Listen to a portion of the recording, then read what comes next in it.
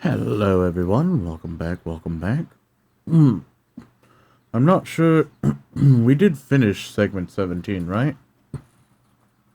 I think, I hope so at least. Because otherwise, I'm probably just gonna start off in the middle of this thing. I think we did. It's showing, like, some history being there. Let's see. Them in there. Maybe you could toss some food in every couple of days. Or maybe you could leave them to do what they'd always done. Live off other people. There wasn't much noise from the dark streets. Vimes wondered what was going on. He wondered if anyone out there was taking care of business. Suggested and hotly denied by the wizards. Some historians had said that it happened because troops around the palace had been sent to attack the barricades, but that didn't answer the question. On for several seconds, and then he heard it. Nothing much had happened for some while after his visit to the oxen, except that, very slowly, their eyes had begun to cross, and then... I don't know, I don't think so. Okay, so let's start it. From the beginning! Vimes was shaken awake. He looked up into his own face. Oh yes, I forgot. Hello, welcome to another Elden Ring stream where we're just chilling, helping out anybody who needs help with the small golden effigy. Send my summon sign out in places. And while we wait to get summoned, we're gonna be listening to Alex Graham read Terry Pratchett's Night Watch, segment 17 of his playlist. Lovely voice, absolutely lovely little read that, or not little at all, it's quite a long read, but a lovely read regardless. Apparently only 463 subscribers, so I recommend if you're interested in listening to a guy read some shit, there you go. Anyway, back to listening to him read. Never mind. I pause every time we are being summoned. That's what I do. And my fan's on too high, and it's getting hot today, so they might be a little more crankier. Wonderful.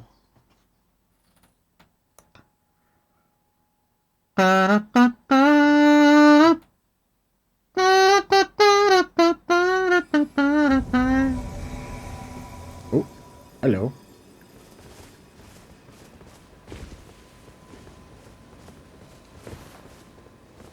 We're being invited already. Wait.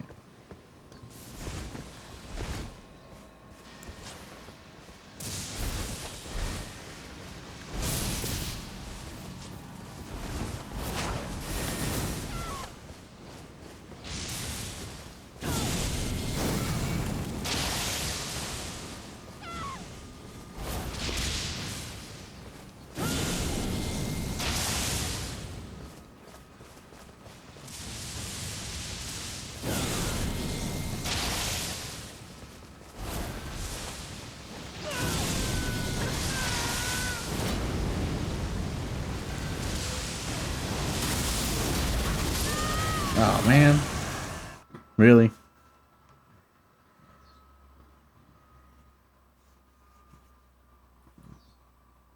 I was trying to get him before I was sent away. I saw that the host died immediately.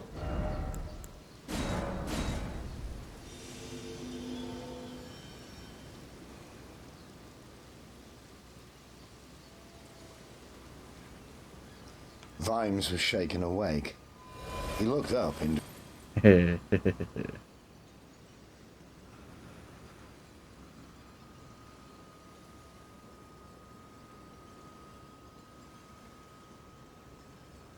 No, where did the comment go? Come back to me. Come back to me, comment. Hell yeah. into his own face. Younger, less lined. more terrified. What? They're bringing up siege weapons, Sarge. They're coming down the street, Sarge. What? That's stupid. The barricade is highest here. A couple of men could defend it. Vimes leapt to his feet. It must be a feint. A stupid feint, too. Just here, Waddy and his mates had wedged two big carts across the road, and they'd become the nucleus of a solid wall of wood and rubble. But there was a narrow, low entrance for people to come through, which let them into the Republic with their head at just the right height for a gentle tap if they turned out to be a soldier. People were scrambling through it now like rats. Vimes climbed up the barricade and looked over the top. At the far end of the street, a big metal wall was advancing, surrounded by flaming torches. That was all there was to see. In a city without lights, he knew what it was. It was called Big Mary, and it was mounted on a heavy cart. Vimes had seen it before. There would be a couple of oxen behind the cart, pushing it. The walls weren't solid metal, but merely a skin to stop defenders throwing fire at the wooden planks underneath. The whole thing was simply to defend the men who, behind that cozy shelter, had the big hooks on the end of the long chains. They'd fix them in the barricade, and then the oxen would be turned around in the traces, and maybe another 4 beasts would be added, and then there was nothing you could build out of wood that wouldn't be pulled apart.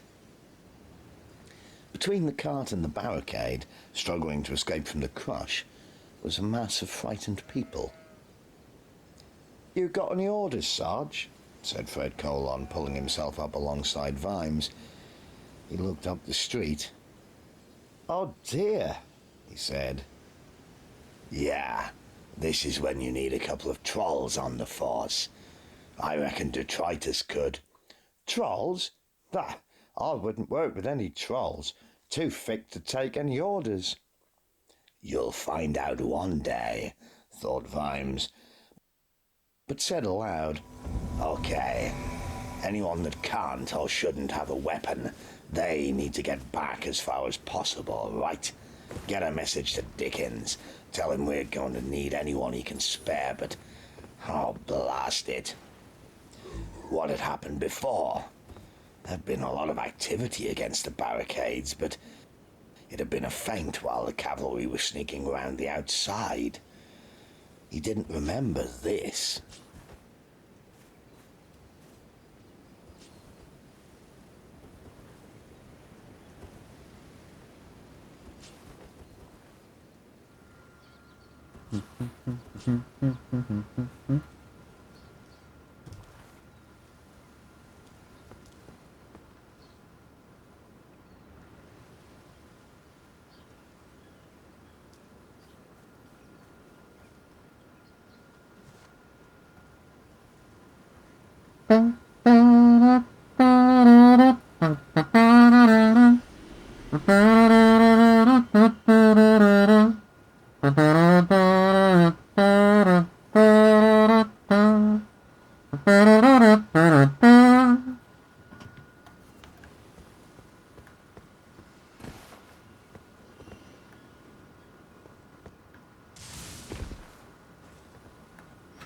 Whoa.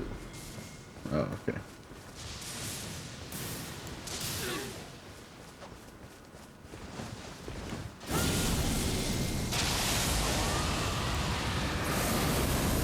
Ludisex. Aw, man, what? How the hell did that reach me?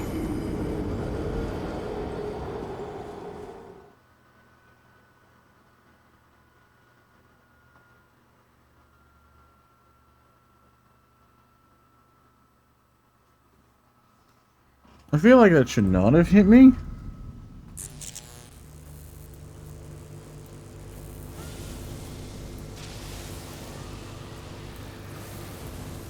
Ludisex. Aw, man, what? How the hell did that reach me? No, should not have hit me.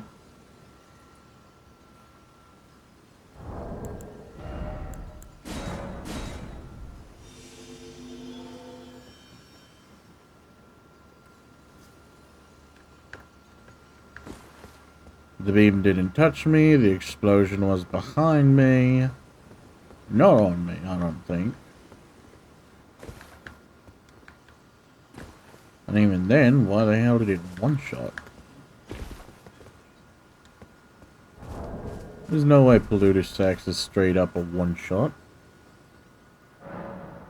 That's just crazy.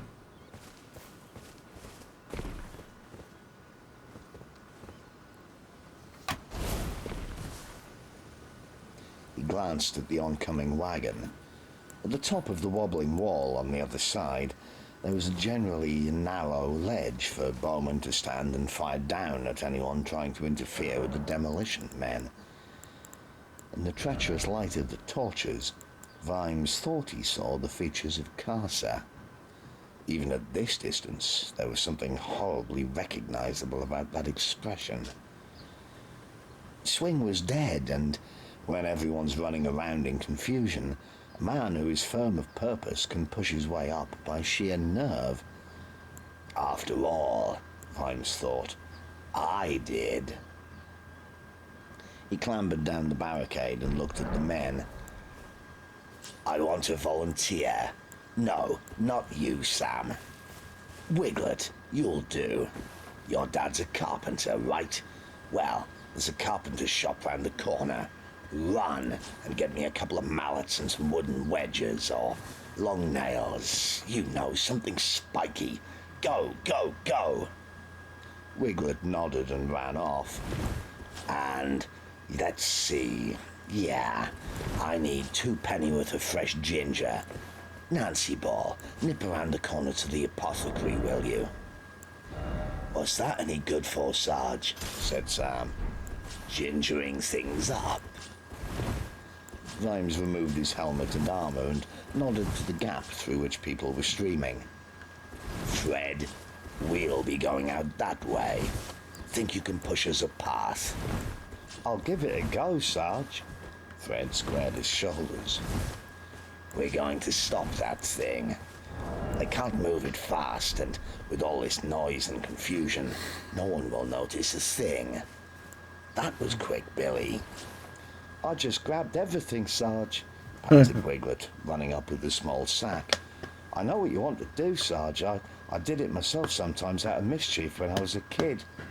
Me too. And here's my ginger. Ah, lovely. It brings tears to my eyes. Okay, Billy, ready, Fred? It took all Colon's bulk, with Vimes pushing behind him, to thrust away through the desperate mob into the world beyond the barricade. In the darkness, Vimes forced his way between the bodies up to the side of the siege engine. It was like a huge, slow ram pushing its way down the street, but jerking forward more slowly than walking pace because of the press of people. Vimes fancied that Karsa probably enjoyed the ride. He ducked under the cart, unseen in the mob, and grabbed a mallet and a wedge from Wiglet's bag. You do the left rear wheel, and then make a run for it, Billy. But, Sarge, that was an order. Get out, get back, get people off the street as fast as possible. Now, do it. Vimes crawled up to one of the front wheels and held the wedge ready between wheel and axle. The cart stopped for a moment, and he thrust the wedge into a gap and thumped it with the hammer. He had time for another blow before the cart gave a creak that suggested the oxen were pushing again. Then he crawled back quietly and took the sack from Billy before the little man, with a reluctant glance, scuttled out into the forest of legs. Vimes got a third wedge in before the voices loudly behind him somewhere indicated that the lack of progress had been noticed. The wheels rocked and bound even further onto the wedges. All right.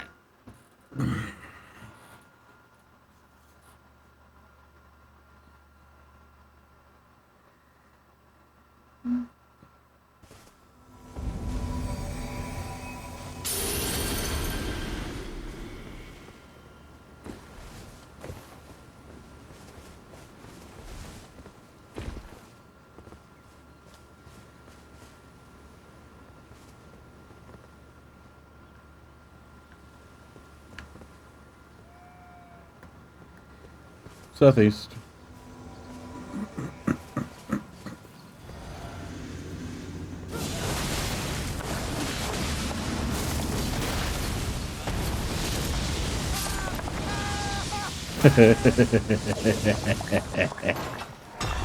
Excellent.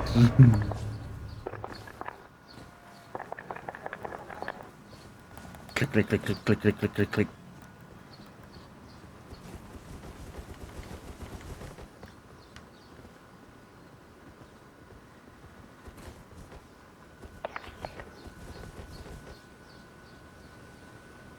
You're beautiful.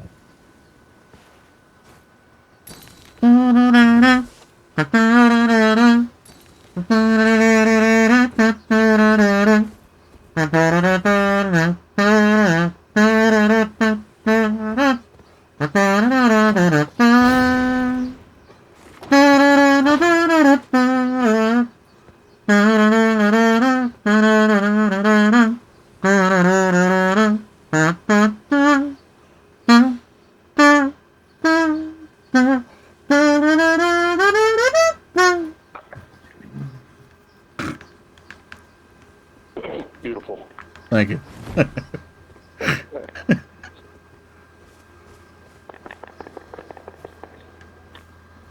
Jarecki. About a Jarecki, this dude get the freck free.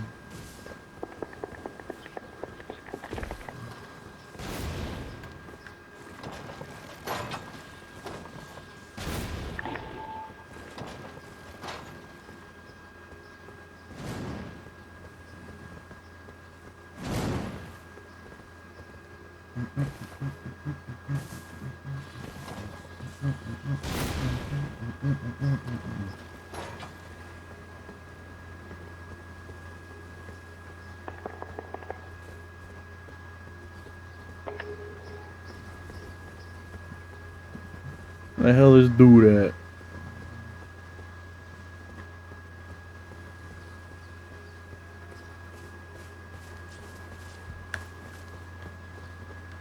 I hear him somewhere around here.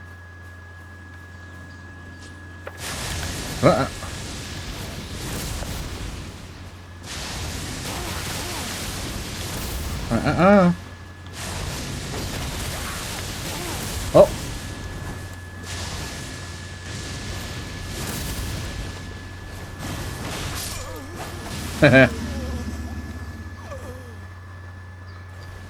GG, easy.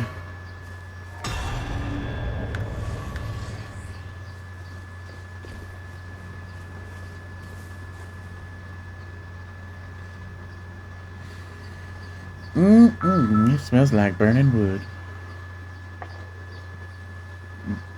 Doth my ears deceive me? Was that a keyboard I heard? Or perhaps that's your ringtone, like a weirdo.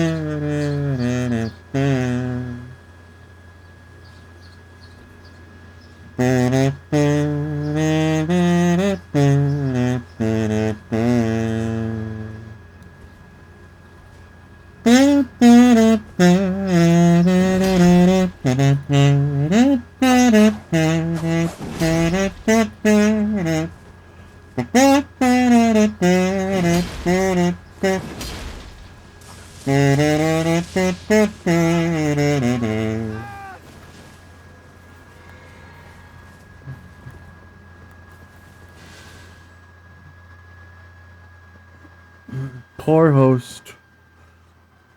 He wasn't ready. Alright. Back to le book. The wheels would have to come off before they could be got out. Even so, oxen were powerful beasts. Enough of them would have no problem at all in dragging the cart as well as the barricade. But the nice thing was that people thought of a barricade as something people tried to get into, not out of. Vimes slipped out into the noisy, confusing night. There were soldiers and watchmen and refugees, all cursing at cross purposes. In the flickering shadows, Vimes was just another shape. He pushed his way confidently around to the straining oxen and their driver, who was prodding them with a stick. He was heartened by the fact that the man looked the kind of man who'd get 6 out of 10 when answering the question, "What's your name?" Vimes didn't even stop. The important thing was not to let the other person have a chance to say, "But," let alone, "Who the hell do you think you are?" He pushed the man aside and glared at the sweating beasts. "Ah, right, I can see a problem right here," he said in the voice of one who knows everything there is to know about oxen. "They've got the glaggies, but we can fix that. Hold up that one's tail. Hurry up, man." The ox poker responded to the voice of authority. Vimes palmed a lump of ginger.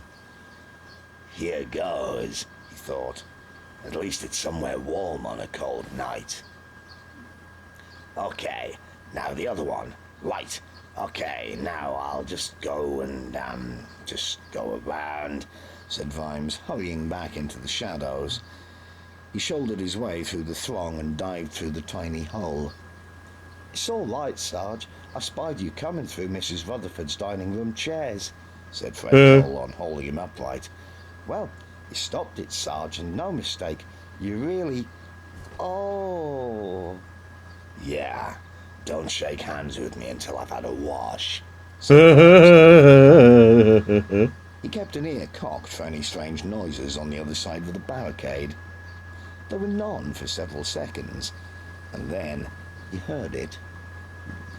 Nothing much had happened for some while after his visit to the oxen, except that, very slowly, their eyes had begun to cross and then, also quite slowly, turn red.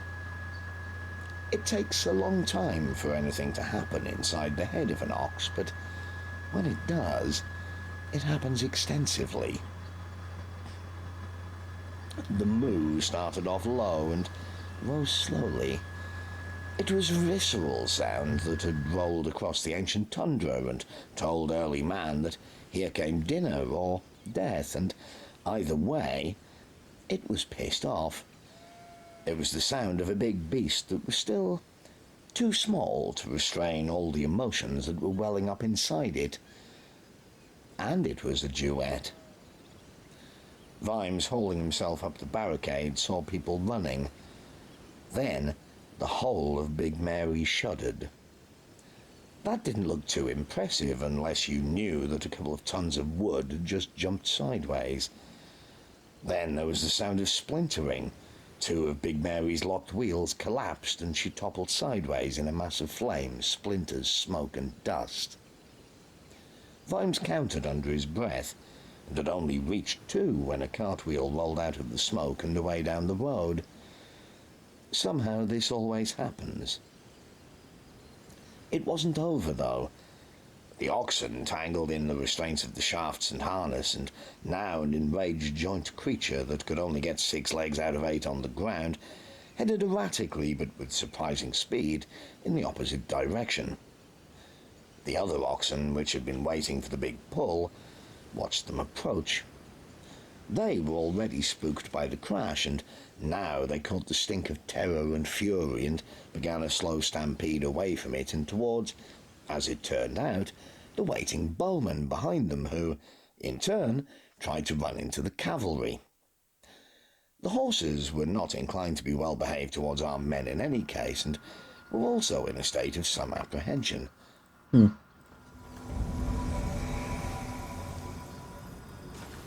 Hey! Me.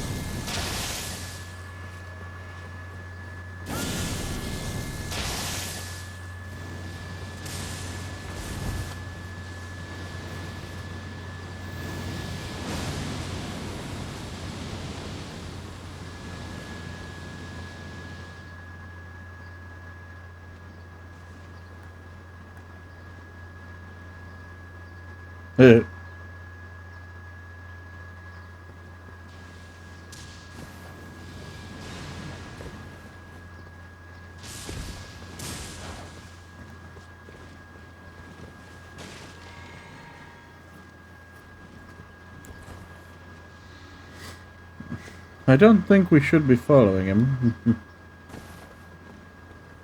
I feel like following him is a bad idea.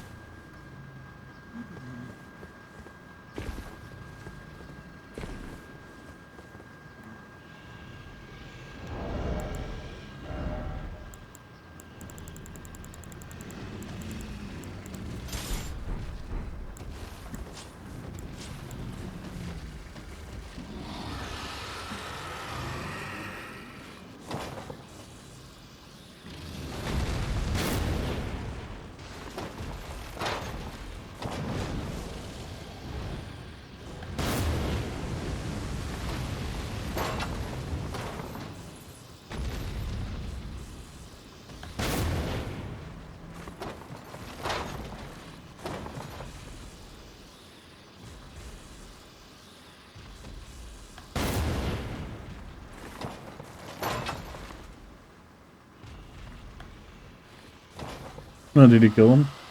Nice. Fucking good shit, boyo.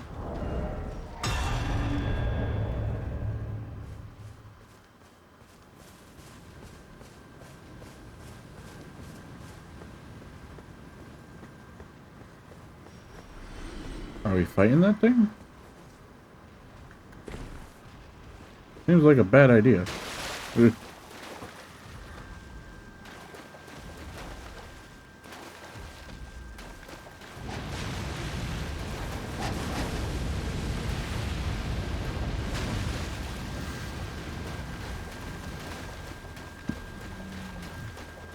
I guess he's fighting that thing. Crazy. Hey!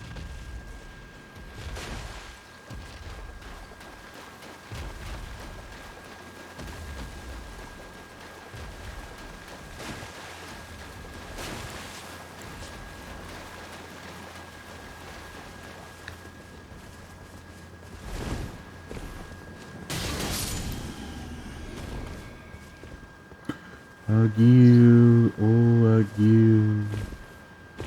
May your flame take all.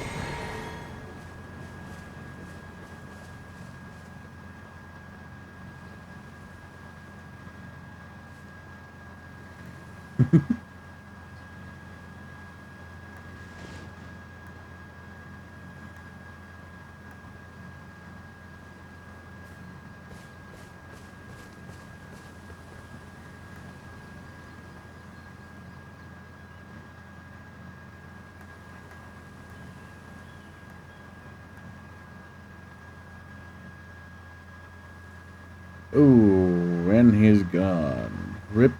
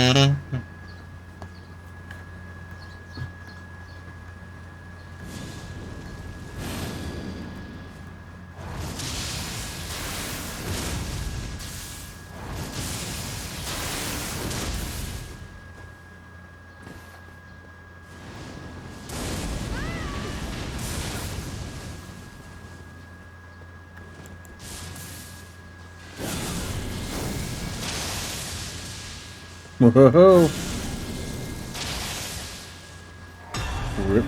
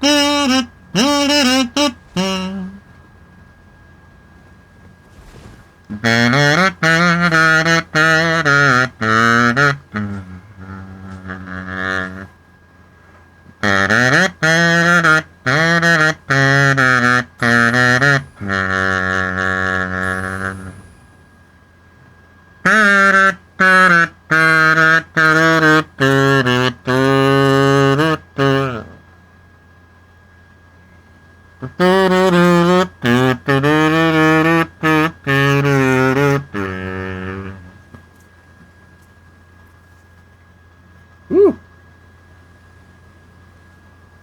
Ew. Yucky.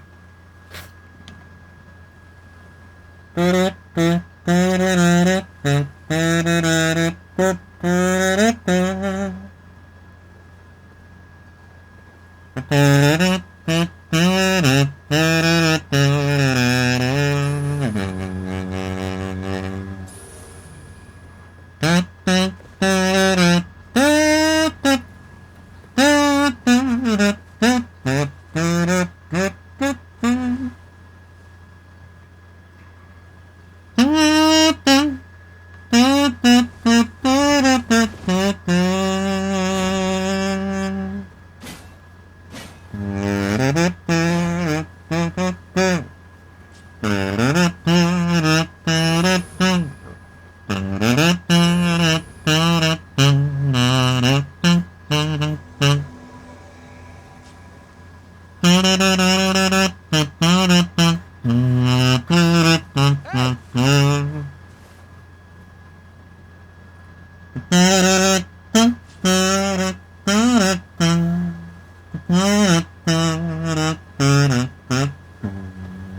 Uh-oh. I thought I heard something.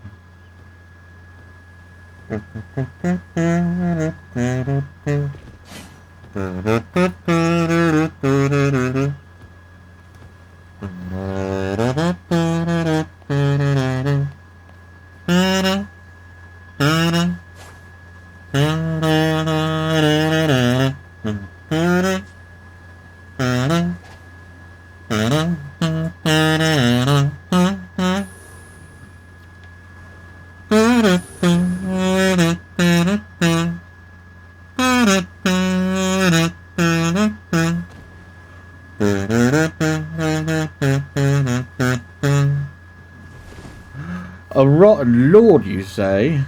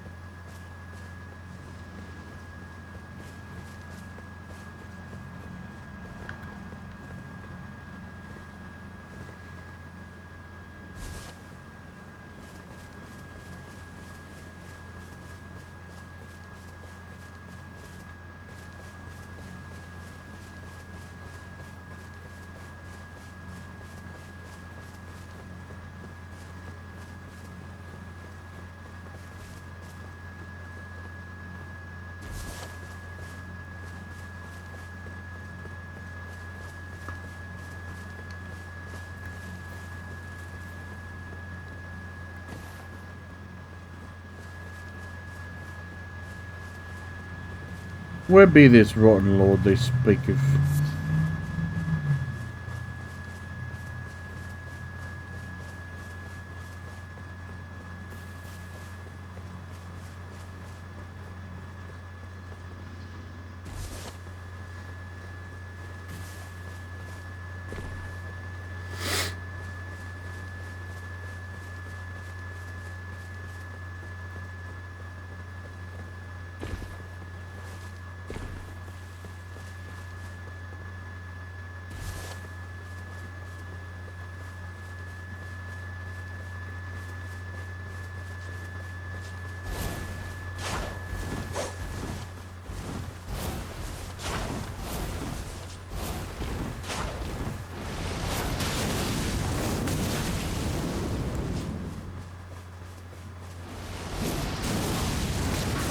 Ah, I couldn't move. What the fuck?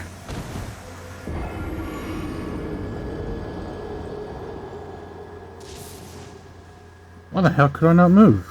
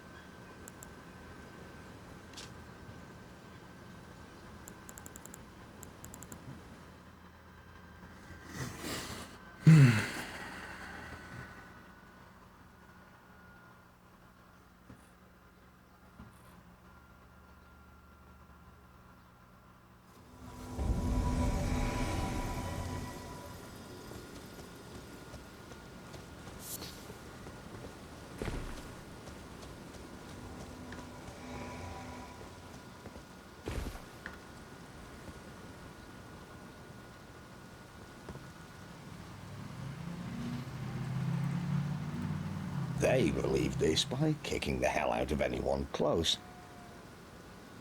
It was hard for the watchers along the barricade to see much of what happened after that, but the noises were very interesting for quite some time. Sergeant Colon's mouth eventually shut. "Bloody hell, Sarge," he said admiringly. In the distance, glass shattered. "They'll be back." "Yeah, but not all of them." "Well done, Sarge," said Wiglet. Vimes turned and saw Sam staring at him in wide-eyed hero worship. "I was lucky, lad, but it helps to remember little details and not mind getting your hands dirty. But we could win now, Sarge." "No, we can't. But we can put off losing until it doesn't hurt too much." Vimes turned to the others. "Right, lads, back to work. We've had some fun, but dawn is still a long way off." The news had got around even before he'd climbed down from the barricade. There was a cheer from the crowd and a general struttiness about the armed men. We'd shown them, eh? They don't like the taste of cold steel, those, other people from out Moorpork. We'll show them, eh? And it had taken a few wedges, some raw ginger, and a lot of luck. That wouldn't happen twice. Maybe it wouldn't need to.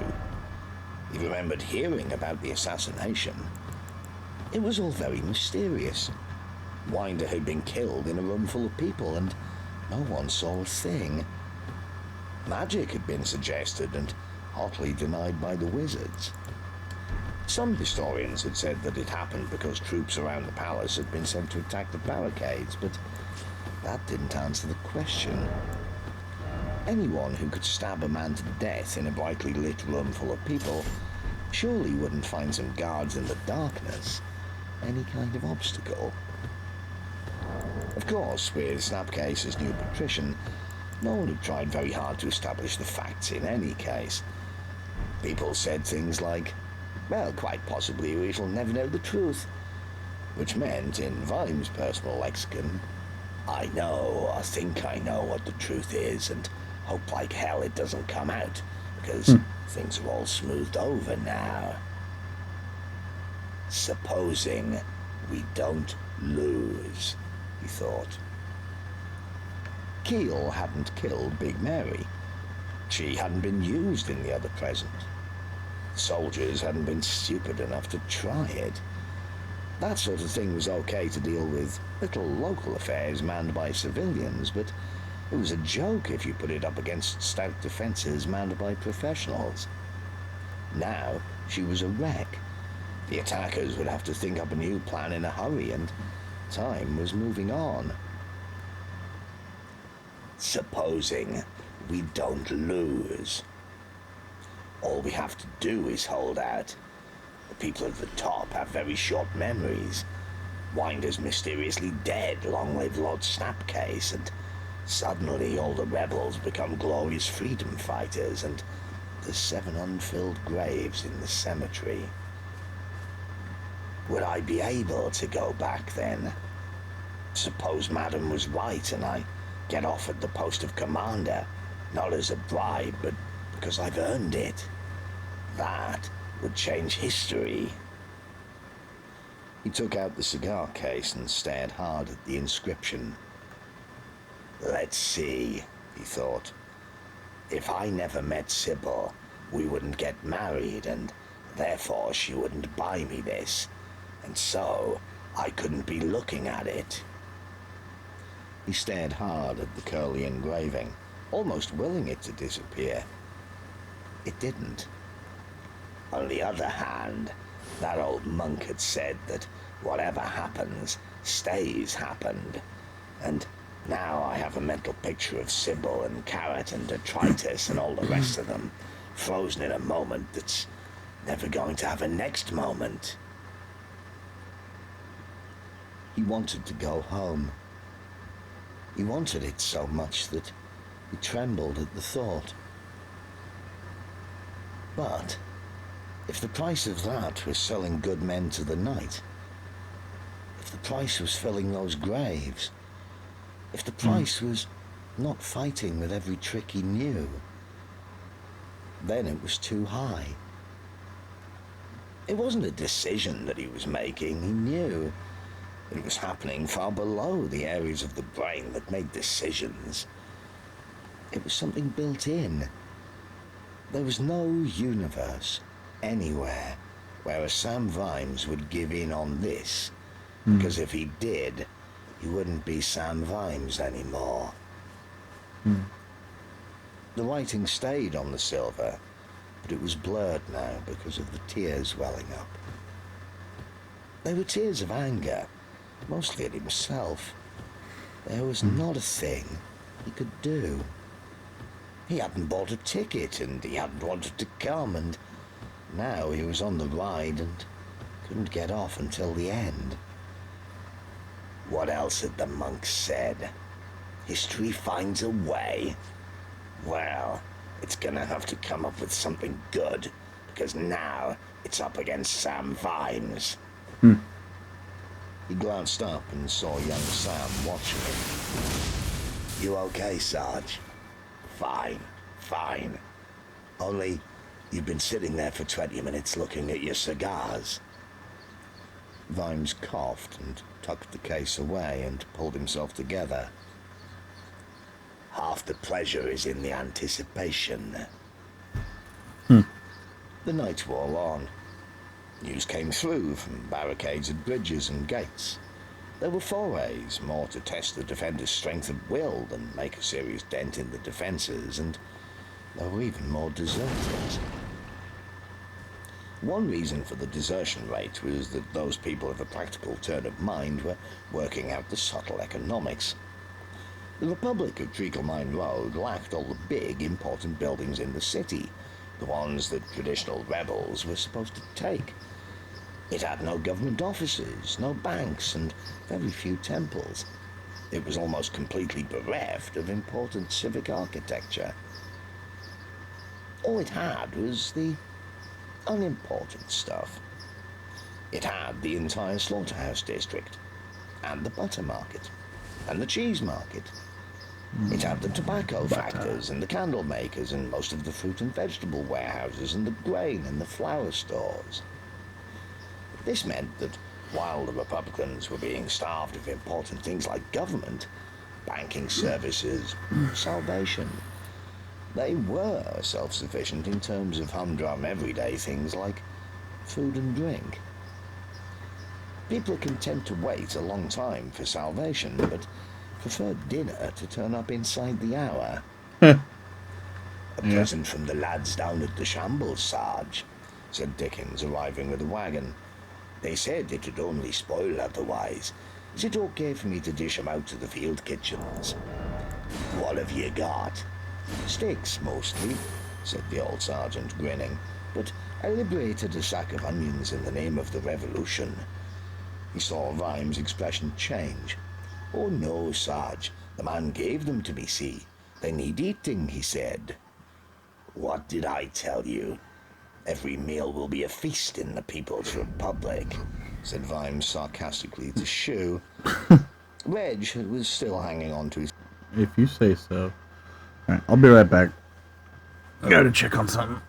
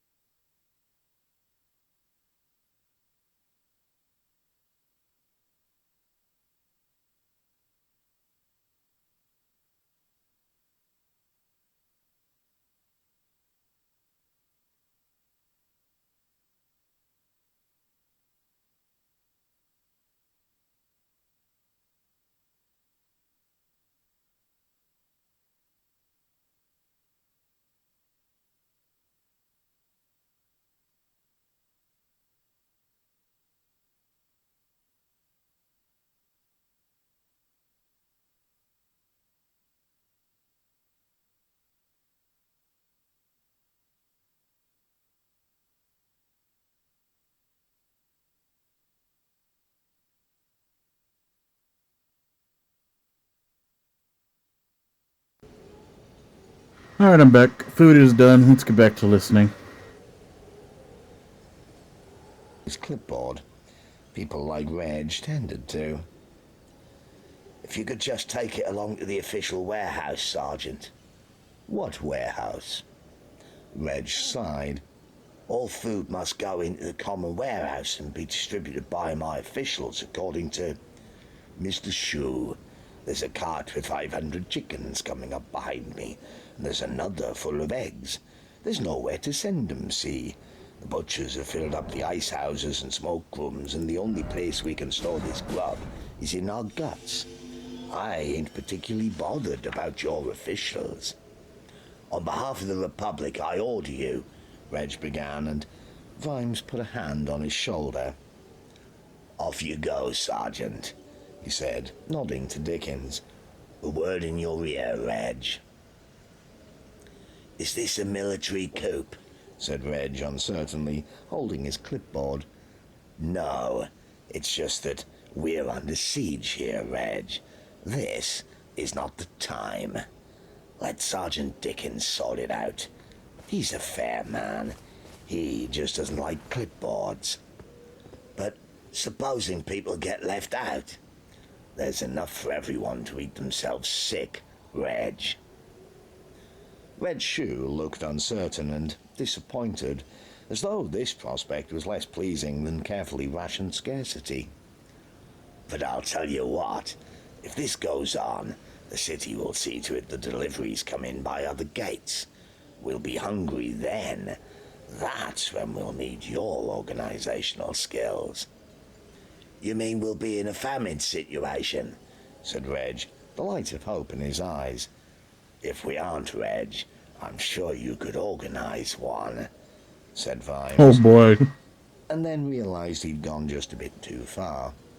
Reg was only stupid in certain areas, and now he looked as though he was going to cry. I just think it's important to be fair, the man began. Yeah, Reg, I understand, but there's a time and a place, you know. Maybe the best way to build a bright new world is to peel some spuds in this one. Now, off you go. And you, Lance Constable Vimes, you go and help him. Vimes climbed back up on the barricade. The city beyond was dark again, with only the occasional chink of light from a shuttered window. By comparison, the streets of the Republic were ablaze. In a few hours, the shops out there were expecting deliveries, and they weren't going to arrive. The government couldn't sit this one out. A city like Ankh-Morpork was only 2 meals away from chaos at the best of times. Every day, maybe 100 cows died for Ankh-Morpork. So did a flock of sheep and a herd of pigs, and the gods alone knew how many ducks, chickens, and geese. Flour? He'd heard it was 80 tons, and about the same amount of potatoes, and maybe 20 tons of herring. He didn't particularly want to know this kind of thing, but once you started having to sort out the everlasting traffic problem, these were facts that got handed to you. Every day, 40,000 eggs were laid for the city. Every day, hundreds, thousands of carts and boats and barges converged on the city with fish and honey and oysters and olives and eels and lobsters. Then think of the horses dragging this stuff, and the windmills and the wool coming in too. Every day, the cloth, the tobacco, the spices, the ore, the timber, the cheese, the coal, the fat, the tallow, the hay. Every damn day. And that was now. Back home, the city was twice as big. Against the dark screen of night, Vimes had a vision of Ankh-Morpork. It wasn't a city. It was a process. A weight on the world that distorted the land for hundreds of miles around. People who'd never see it in their whole life, nevertheless, spent their life working for it. Thousands and thousands of green acres were part of it. Forests were part of it. It drew in and consumed, and gave back the dung from its pens and the soot from its chimneys. Hello. Hello. Hola. Hola, hola. Howdy, Hola, howdy. hola. Oh my god, oh my god. Thank you. Vamos a darle pelea. A dar caña con todo, con todo, con todo.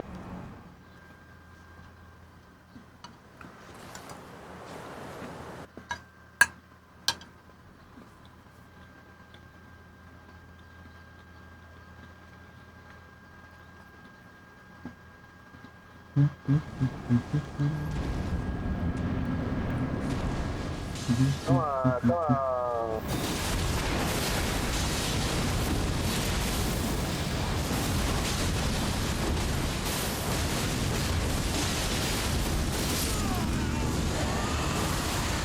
Not even a problem. No, porque. Buena. Buena, compañero.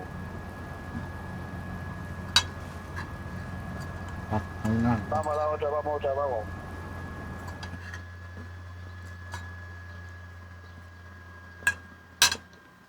I have no idea what he's saying. And steel and saucepans and all the tools by which its food was made. And also clothes and fashions and ideas and interesting vices. Songs and knowledge and something which, if looked at in the right light, was called civilization. That's what civilization meant. It meant the city. Was anyone else out there thinking about this? A lot of the stuff came in through the Onion Gate and the Shambling Gate, both now Republican and solidly locked. There'd be a military picket on them, surely. Right now, there were carts on the way that'd find those gates closed to them. Yet, no matter what the politics, eggs hatch and milk sours and herds of driven animals need penning and watering, and where was that going to happen? Would the military sort it out? Well, would they? All the carts rumbled up and then were hemmed in by the carts behind, and the pigs escaped and the cattle herds wandered off. Was anyone important thinking about this? Suddenly the machine was wobbling, but Winder and his cronies didn't think about the machine. They only thought about money. Meat and drink came from servants. They just happened. Veterinary, Vimes realized, thought about this sort of thing all the time. The Ankh-Morpork back home was twice as big and 4 times as vulnerable. He wouldn't have let something like this happen. Little wheels must spin so that the machine can turn, he would say. But now, in the dark, it all spun on Vimes. If the man breaks down, it all breaks down. The whole machine breaks down, and it goes on breaking down. And then it breaks down the people. Yeah.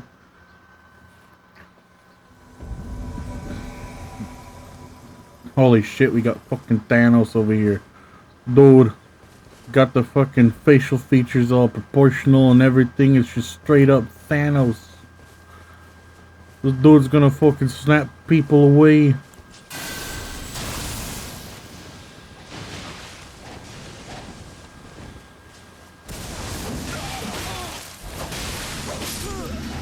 Bye.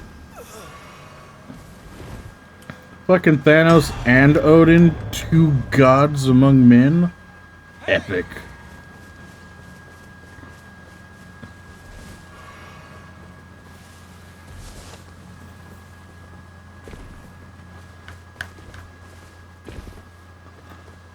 I am standing with titans.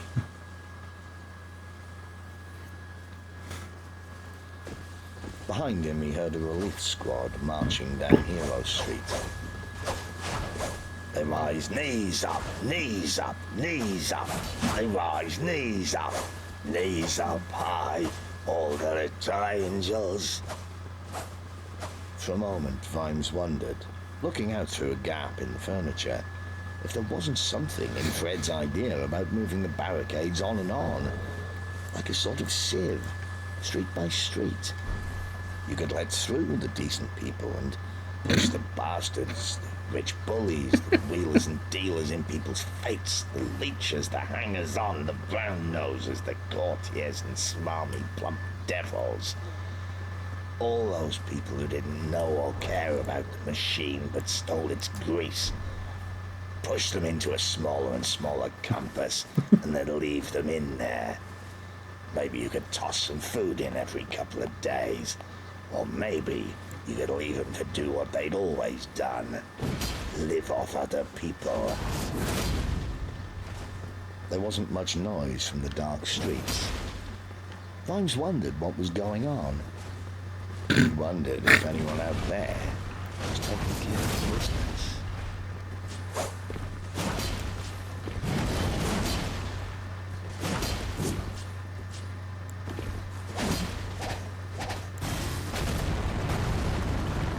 Major Mountjoy Standfast stared empty-eyed at the damn map. How many, then? 32 men injured, sir, and another 20 probable desertions.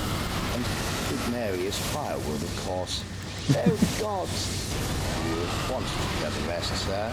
There's more. I'm afraid there is, sir. Before the remains of Big Mary left Hero Street, sir, she smashed 20 shop windows and various carts doing damage estimated at. Fortunes of war, Captain. We can't help that. No, sir. You want... Of course, he's just gonna fucking do that. You wanna be a cheap boy? Use that shit?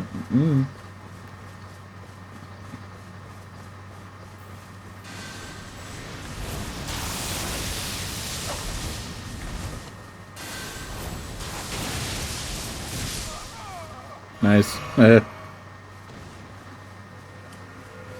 He fucking snapped him away.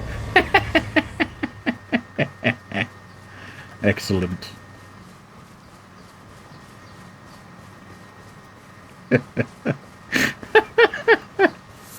It's great.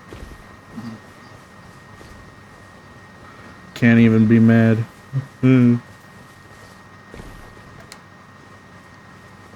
If I were to lose to him and he fucking snapped me away, I would not be able to be upset with him. Snap.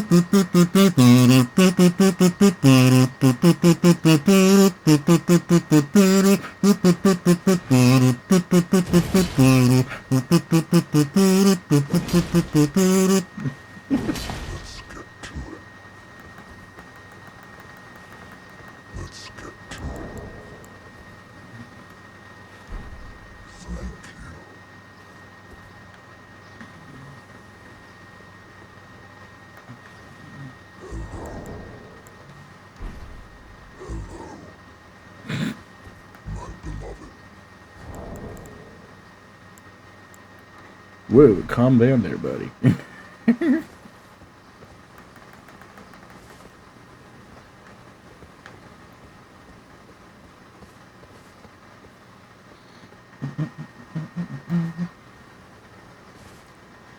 To know what happened next, sir. Next? There was a next, said the Major, beginning to panic. Yes, sir. Quite a lot of next, actually, sir. The 3 gates through which most of the agricultural produce comes into the city are picketed, sir, on your orders. So the carters and drovers are trying to bring their stuff along Short Street, sir. Fortunately, not too many animals at this time of night, sir, but there were 6 millers' wagons, 1 wagon of dried fruits and spices.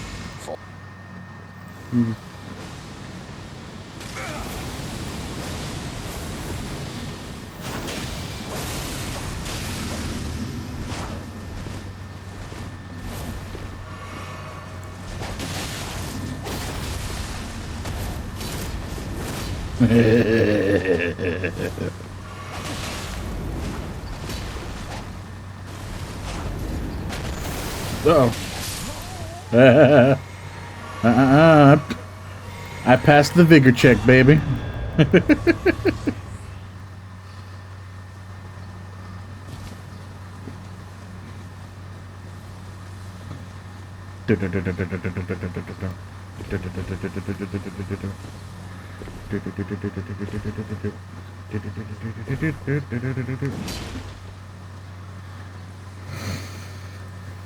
Four dairymen's wagons and 3 Hegler's carts.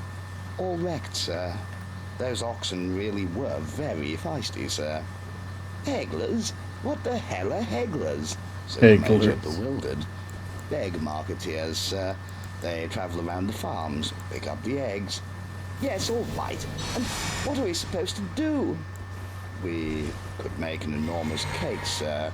Tom! This dude really got naked. Sorry, sir, but the city doesn't stop, you see. It's not like a battlefield. The best place for urban fighting is right out in the countryside, sir, where there's nothing else in the way. It's a bloody big barricade, Tom. Too well defended. We can't even set fire to the damn thing. It'll take the city up with it. Yes, sir. And the point is, sir, that they're not actually doing anything, sir, except being there. What do you mean? Loiterers! Putting old grannies up on the barricades, shouting down to the lads. Poor Sergeant Franklin, sir. His granny saw him and said that if he didn't turn it up, she'd tell everyone what he did when he was alone, sir. Granny was over here telling him to turn up. Oh, yes, but we've kind of advised them not to shoot unarmed old ladies, sir. We don't want another Dolly Sisters, do we, sir? The Major stared at the map. There was a solution, he felt. Well, what did Sergeant Franklin do when he was... he said absent-mindedly. She didn't say, sir. A sudden feeling of relief stole over the Major. Captain, do you know what this is now? I'm sure you'll tell me, sir. I will, Tom, I will. This is political, Tom. We're soldiers. Political goes higher up. You're right, sir. Well done, sir. Dig out a lieutenant who's been a bit slack lately and send him up to tell their lordships. Isn't that a bit cruel, sir? Of course it is. This is politics now. Oh boy. There you go. Lord Albert Salaci didn't much like parties. There was too much politics. And he particularly didn't like this one because it meant he was in the same room as Lord Winder, a man who, deep down, he believed to be a bad sort. In his personal vocabulary, there was no greater condemnation. What made it worse was that, while seeking to avoid him, he also had to try at the same time to avoid Lord Venturi. Their families cordially detested one another. Lord Albert wasn't sure now what event in history had caused the rift, but it must have been important, obviously, because it wouldn't be going on like this, otherwise that would be silly. Had the Salaci and Venturi been hill clans, they would have been a feuding and a fighting. Since they were two of the city's leading families, they were chillingly, viciously, icily polite to each other whenever social fate forced them together, and right now, his careful orbit of the less dangerously political areas of the damn party had brought him face to face with Lord Charles Venturi. It was bad enough having to campaign with the fella, he thought, without being forced to talk to him over some rather inferior wine, but currently the party's tides offered no way of escape without being impolite. And, curiously, upper-class etiquette in Ankh-Morpork held that while you could snub your friends any time you felt like it, it was the height of bad form to be impolite to your worst enemy. Venturi, he said, raising his glass a carefully calculated fraction of an inch.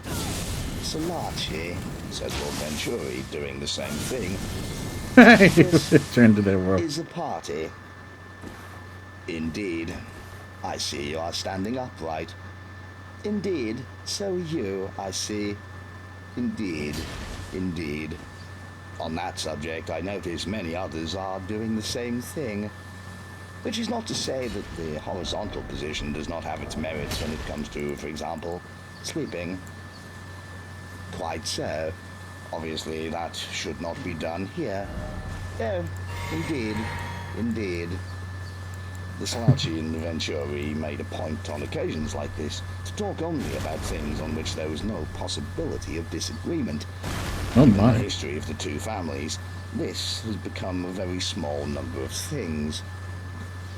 A brisk lady in a magnificent purple dress advanced across the ballroom floor, a smile travelling before her. Lord Solachi, she said, preferring a hand, I hear you have been doing sterling work defending us from the mob. His lordship, on social automatic pilot, bowed stiffly. He wasn't used to forward women, and this one was all forward. However, all safe topics of conversation with the Venturi had been exhausted. I fear you have the advantage of me, madam, he murmured. I certainly expect so, said Madam, giving him such a radiant smile that he didn't analyze her actual words. And who is this imposing military gentleman? A comrade in arms? Lord Solachi floundered. He'd been brought up knowing that you always introduced men to women. This smiling lady hadn't told him her. Lady Roberta Messerol. Most people who know me call me Madam, but my friends call me Poppy. Lord Venturi clicked his heels. He was quicker on the uptake than his comrade in arms, and his wife told him more of the current gossip. Ah, you must be the lady from Genua, he said, taking her hand. Snap. I've heard so much about you. Anything good? Oh His no. lordship glanced across the room. His wife appeared to be deep in conversation. He knew to his cost that her wifely radar could fry an egg half a mile away. But the champagne had been good. Mostly expensive, he said, which didn't sound quite as witty as he'd intended. She laughed anyway. Perhaps I was witty, he thought. I say, this champagne really is excellent. A woman has to make her way in the world the best she can. May I make so bold as to ask if there is a Lord Meserole? So early in the evening, said Madam, and laughed again. Lord Venturi found himself laughing with her. My word, he told himself, this wit thing is a lot easier than I thought. No, of course I meant, he began. I am sure you did, said Madam, tapping him lightly with her fan. Now, I mustn't monopolize you, but I really must drag both of you away to talk to some friends of mine. She took Lord Venturi by the unresisting arm and piloted him across the floor. Solachi followed morosely, being of the opinion that when respectable women called themselves Bobby, the world was about to end, and probably ought to. I'll be right back.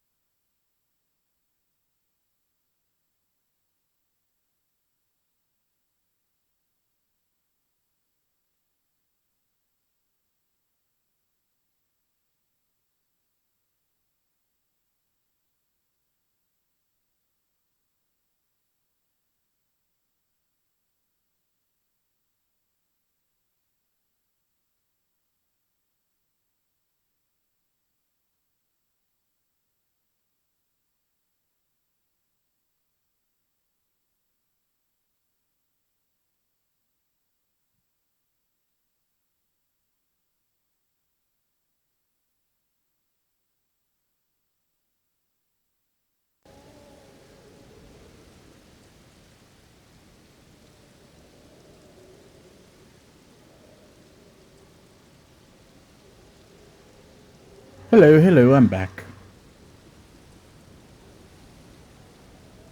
Mr. Carter has extensive interest in copper, and Mr. Jones is very interested in rubber, she whispered. There were about 6 men in the group, talking in low voices. As their lordships approached, they caught, "And at a time like this, one really must ask oneself where one's true loyalties lie. There, good evening, madam." On her apparently random walk to the buffet table, Madam happened to meet several other gentlemen and, like a good hostess, piloted them in the direction of other small groups. Probably only someone lying on the huge beams that spanned the hall would spot any pattern, and even then they'd have to know the code.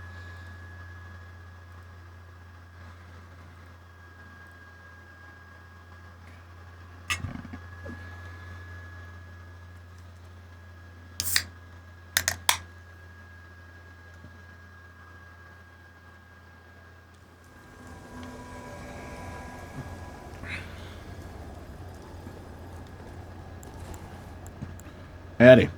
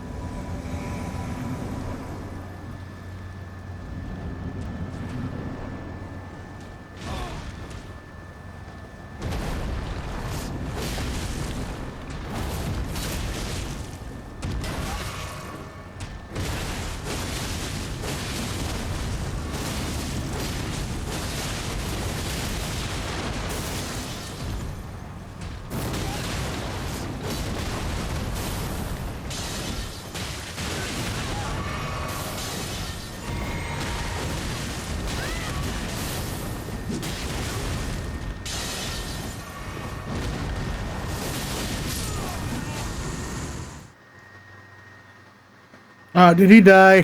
God damn it. Just killed him, too. Fucking host died, dude. Almost had him. Would have had our paycheck. But he had to die. If they had been in a position to put a red spot on the heads of those people who were not friends of the patrician, and a white spot on those who were his cronies, and a pink spot on those who were perennial waverers, then they would have seen something like a dance taking place. There were not many whites. They would have seen that there were several groups of reds, and white spots were being introduced to them in 1s or 2s if the number of reds in the group was large enough. If a white left a group, or he was effortlessly scooped up and shunted into another conversation which might contain 1 or 2 pinks, but was largely red. Any conversation entirely between white spots was gently broken up with a smile and an, "Oh, but you must meet my friend," or was joined by several red spots. Pinks, meanwhile, were delicately passed from red group to red group until they were deeply pink, and then they were allowed to mix with other pinks of the same hue, under the supervision of a red. In short, the pinks met so many reds and so few whites that they probably forgot about whites at all, while the whites, constantly alone or hugely outnumbered by reds or deep pinks, appeared to be going red out of embarrassment or a desire to blend in. Lord Winder was entirely surrounded by reds, leaving the few remaining whites out in the cold. He looked like all the patricians tended to look after a certain time in office, unpleasantly plump, with the pink jowliness of a man of normal build who had had too much rich food. He was sweating slightly in this quite cool room, and his eyes swiveled this way and that, looking for the flaws, the clues, the angles. At last Madam reached the buffet, where Dr. Follett was helping himself to the deviled eggs, and Miss Rosemary Palm was debating with herself as to whether the future should contain strange pastry things with a green filling that hinted mysteriously of prawn. "And how are we doing, do you think?" said Dr. Follett, apparently to a swan carved out of ice. "We are doing well," Madam told a basket of fruit. "There's 4, however, that are still proving awkward." "I know them. They'll fall into place, trust me. What else can they do? We're used to this game here. Know that if you complain too loudly when you lose, you might not be asked to play again. But I shall station some stout friends near them, just in case their resolve needs a little bolstering. He's suspicious, said Miss Palm. When isn't he? Go and talk to him. Where is our new best friend, Doctor? Mr. Snapcase is dining quietly but visibly in impeccable company some way away. They turned when the double doors opened. So did several of the other guests, who then turned back hastily. But it was only a servant who hurried over to Madam and whispered something. She indicated the two military commanders, and the man went to hover anxiously beside them. There was a brief exchange, and then, without even a bow towards Lord Winder, all three men went out. I shall just go and see to the arrangements, said Madam, and, without in any sense following the men, headed towards the doors.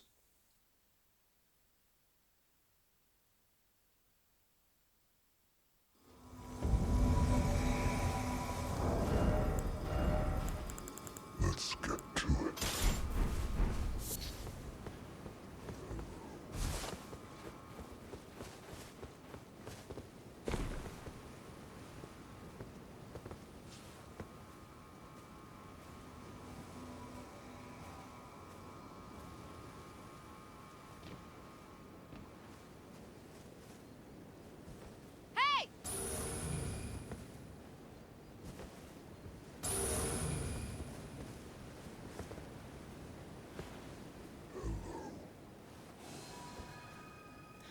When she stepped into the hall, the two servants waiting by the cake stopped lounging and snapped to attention.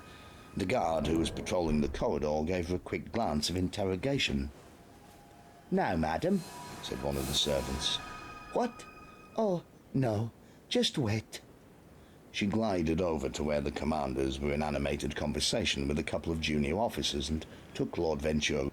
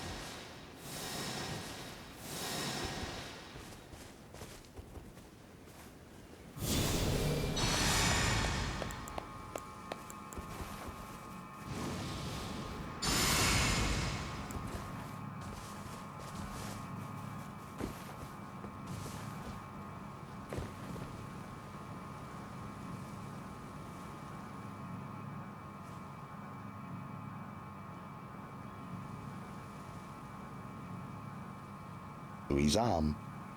"Oh dear, Charles, are you going to leave us so soon?" Lord Venturi didn't think of wondering how she knew his first name. The champagne had been plentiful, and he saw no reason at any moment why an attractive woman of a certain age shouldn't know his name.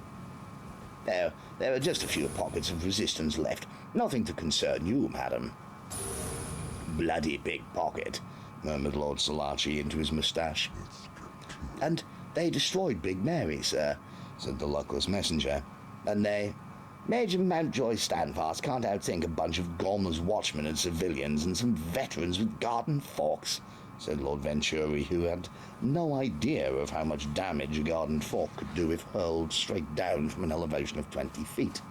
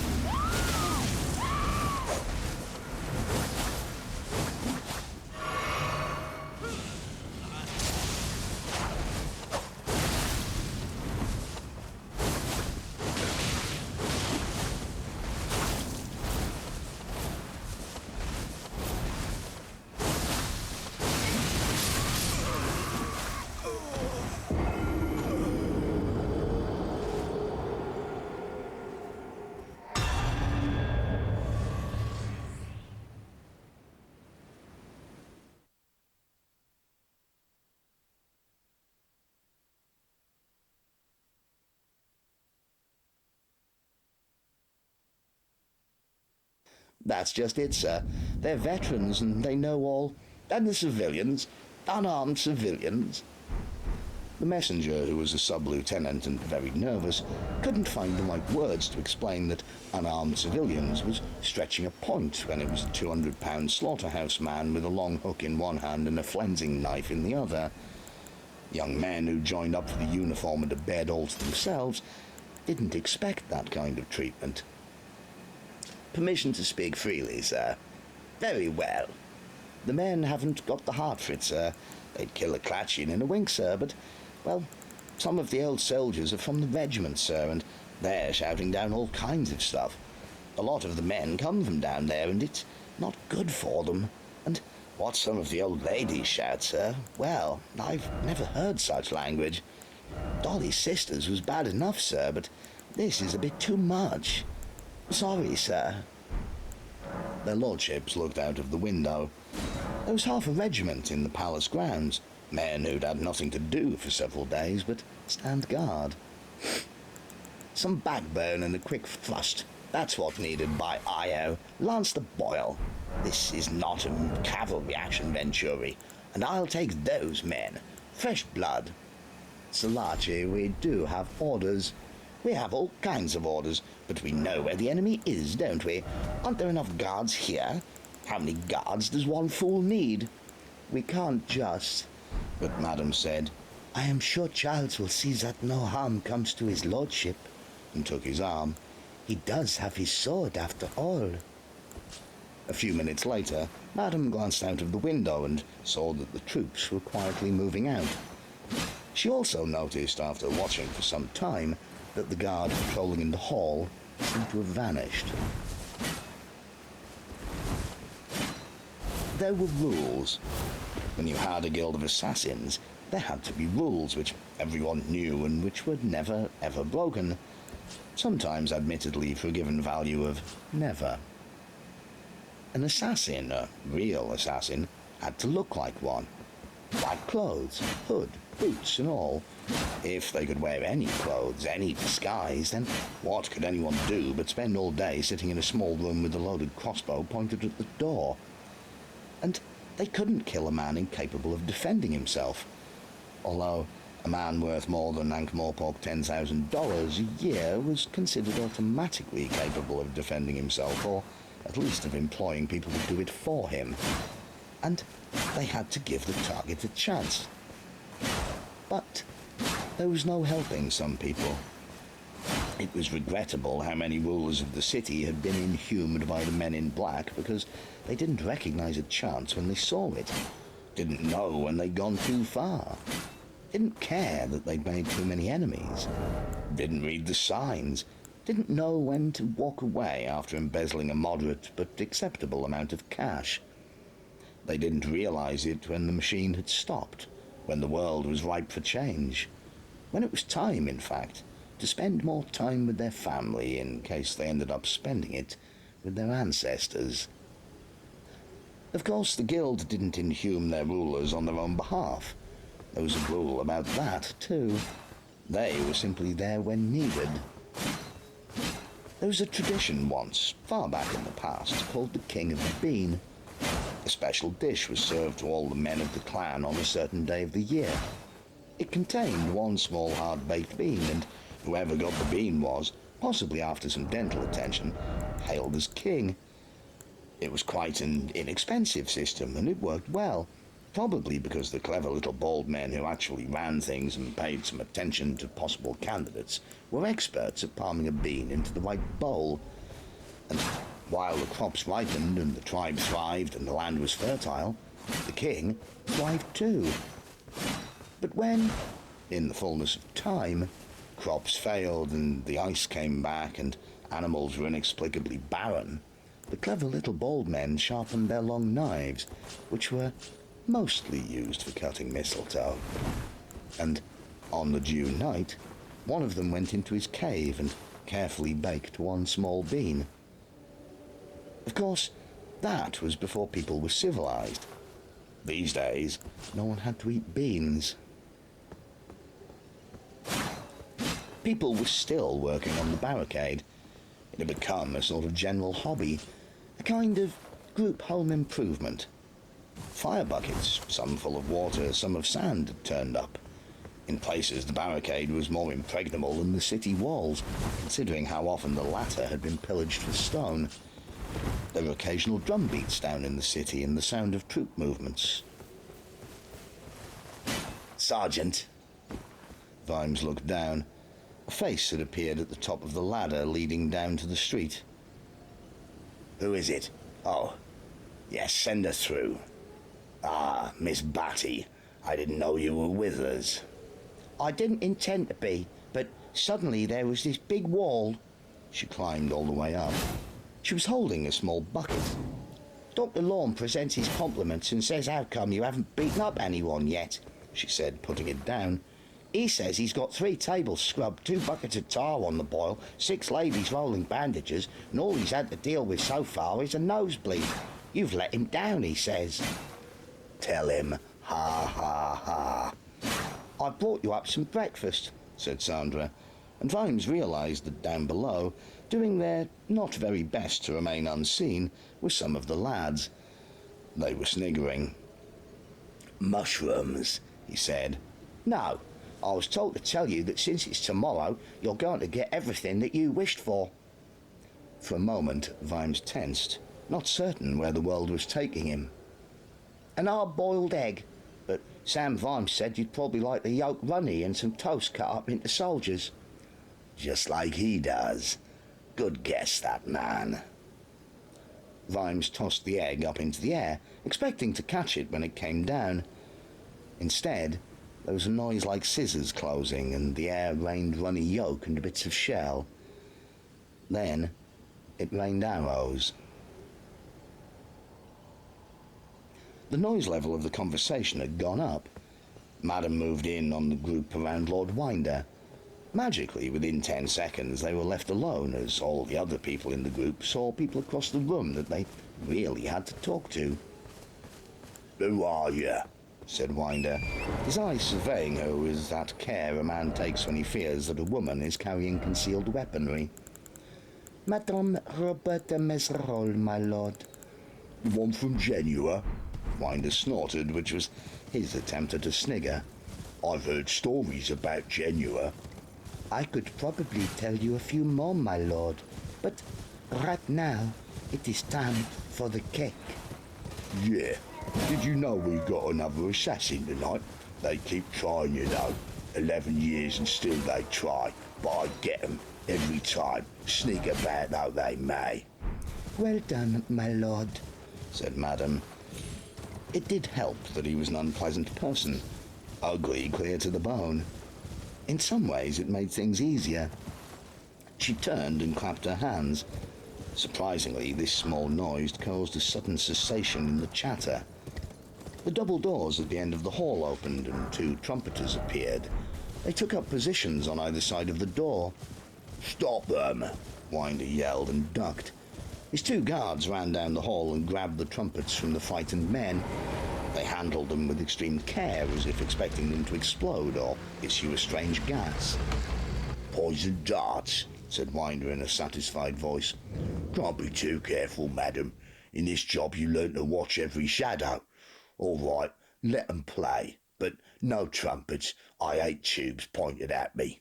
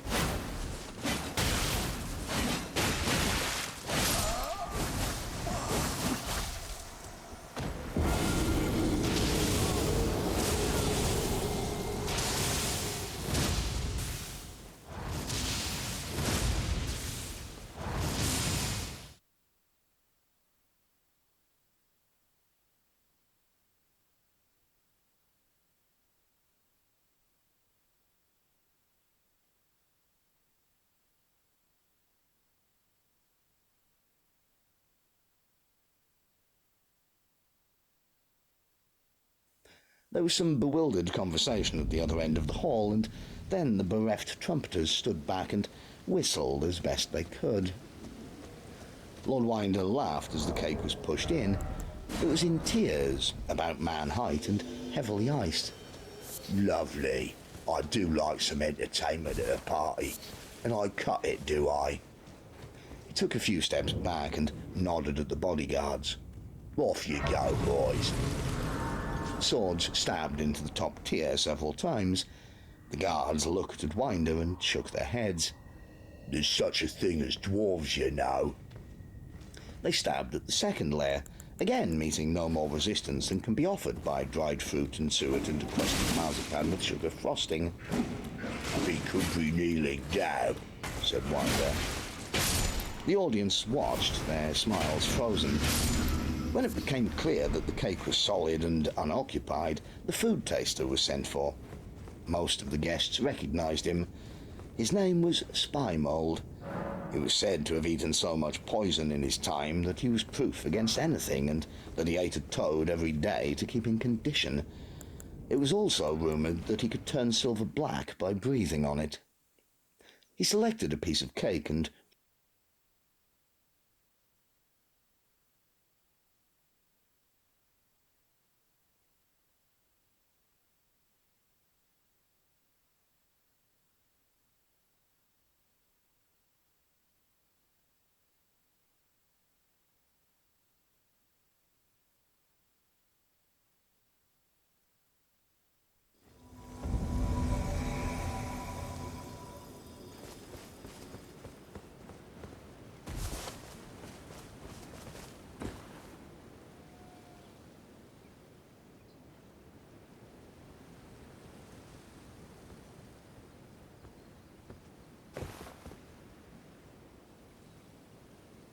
chewed it thoughtfully, staring intently upwards while he did so.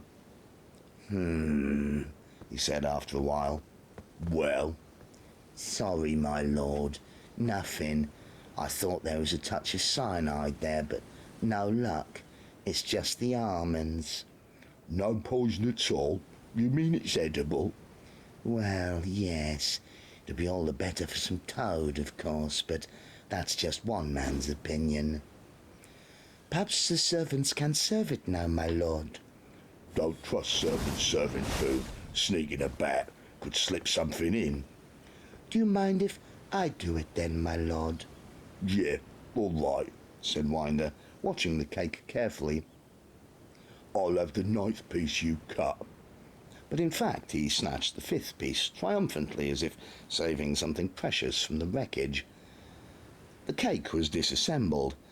Lord Winder's objection to servants handling food withered once the food was headed for other people, and so the party spread out a little as the guests pondered the ancient question of how to hold a plate and a glass and eat at the same time without using one of those little glass-holding things that clip onto the side of the plate and make the user look as though they're 4 years old. This takes a lot of concentration, and that might have been why everyone was so curiously self-absorbed. The door opened. A figure walked into the room. Winder looked up over the top of his plate. It was a slim figure, hooded and masked, all in black. Winder stared. Around him the conversation rose, and a watcher above might have noticed that the drift of the pretty tides that such they were leaving a wide empty path, stretching from the door all the way to Winder, whose legs didn't seem to want to move. As it strolled towards him, the figure reached both hands behind it, and they came back holding a small pistol bow. There were a couple of small tick noises, and the bodyguards collapsed gently towards the floor. Then it tossed the bows behind it and kept coming. Its footfalls made no sound. "Brr," said Winder, staring. His mouth was open and stuffed with cake. People chattered on. Somewhere someone had told a joke. There was laughter, perhaps a shade shriller than might normally have been the case. The noise level rose again. Winder blinked. Assassins didn't do this. They snuck around, they used the shadows. This didn't happen in real life. This was how it happened in dreams. But now the creature was in front of him. He dropped his spoon and there was a sudden silence after it clanged on the ground. There was another rule. Wherever possible, the Inhuman should be told who the assassin was and who had sent him. It was felt by the guild that this was only fair.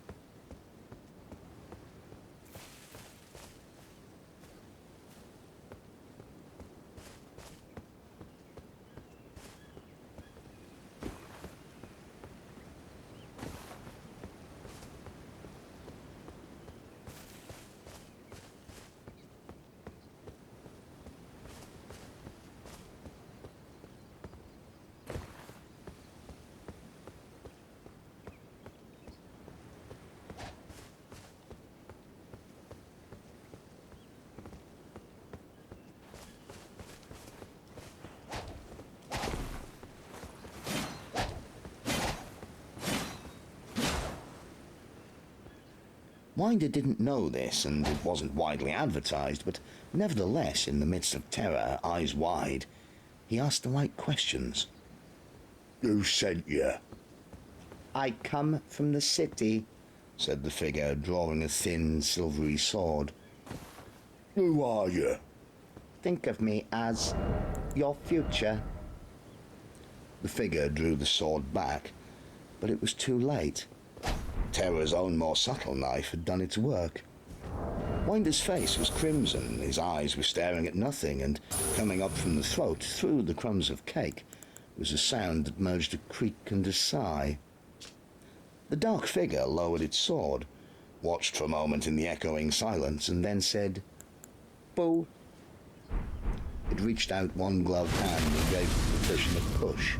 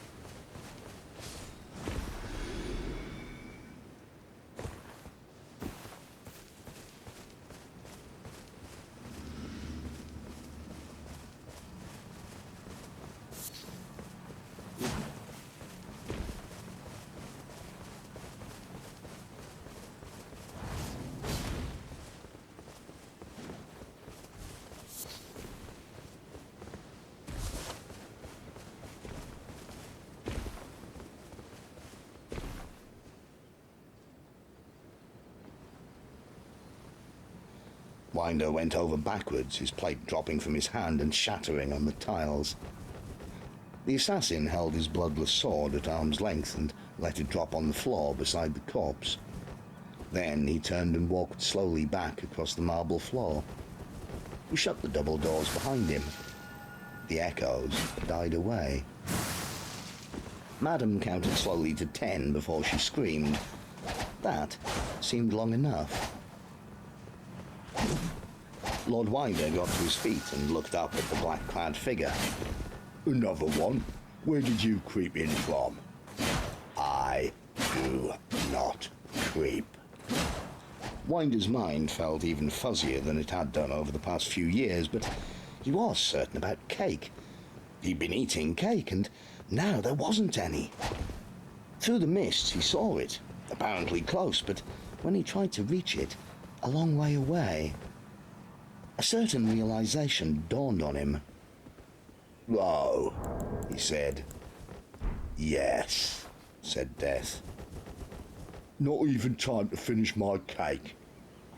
No, there is no more Hello. time, even for cake. For you, the cake is over. Hello, You buddy. have reached the end of cake.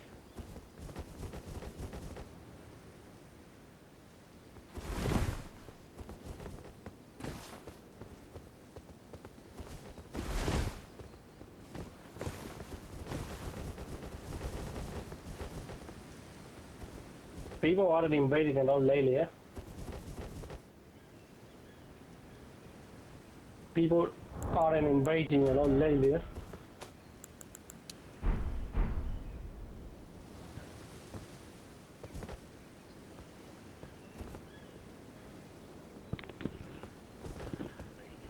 No, I'm saying that people are not invading lately. Yeah. Ah, look at that, we got one.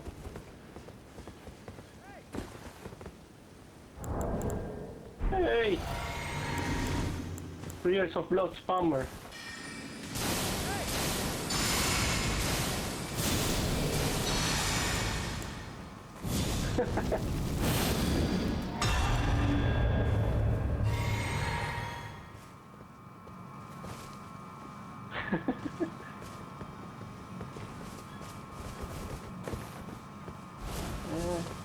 I don't like people using Rivers of Blood, bro.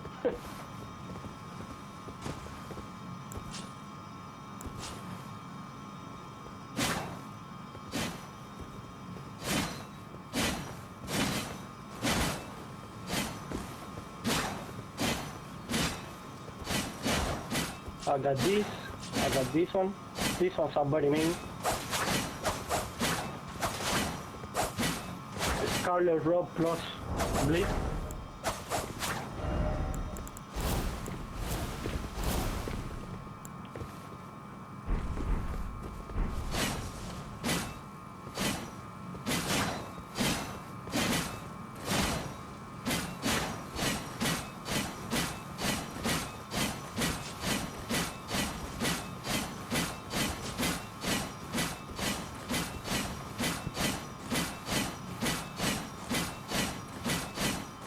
And the Rika want to heal me.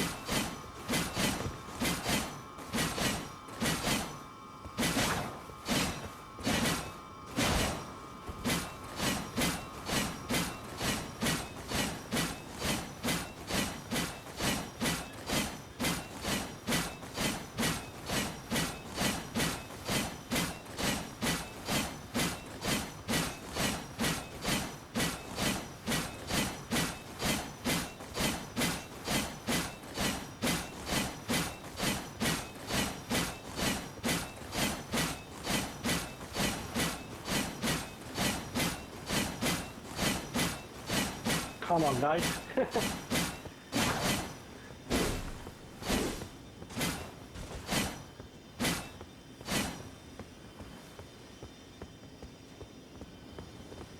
What level are you?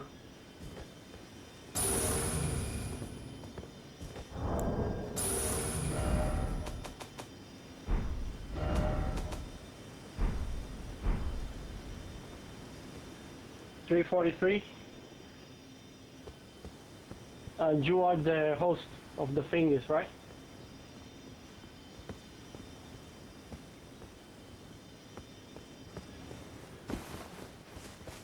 All right. What level is her or he or whatever?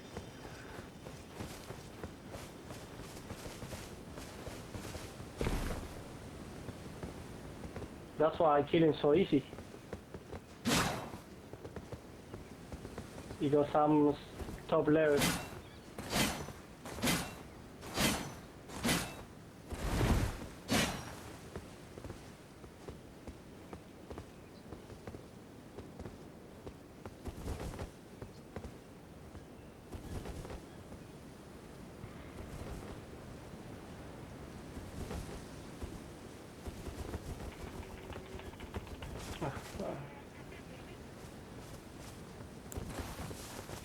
We got one.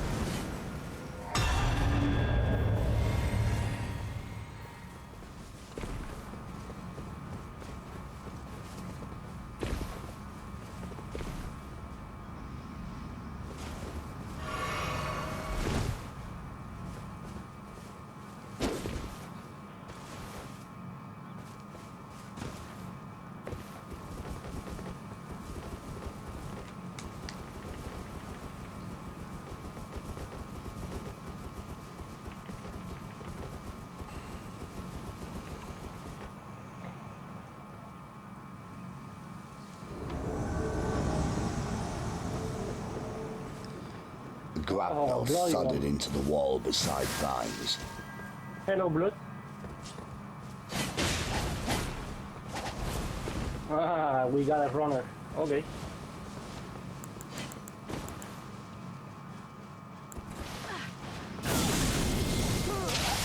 Holy shit!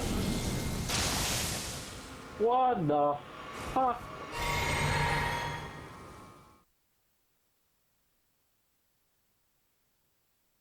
There were shouts along the barricade.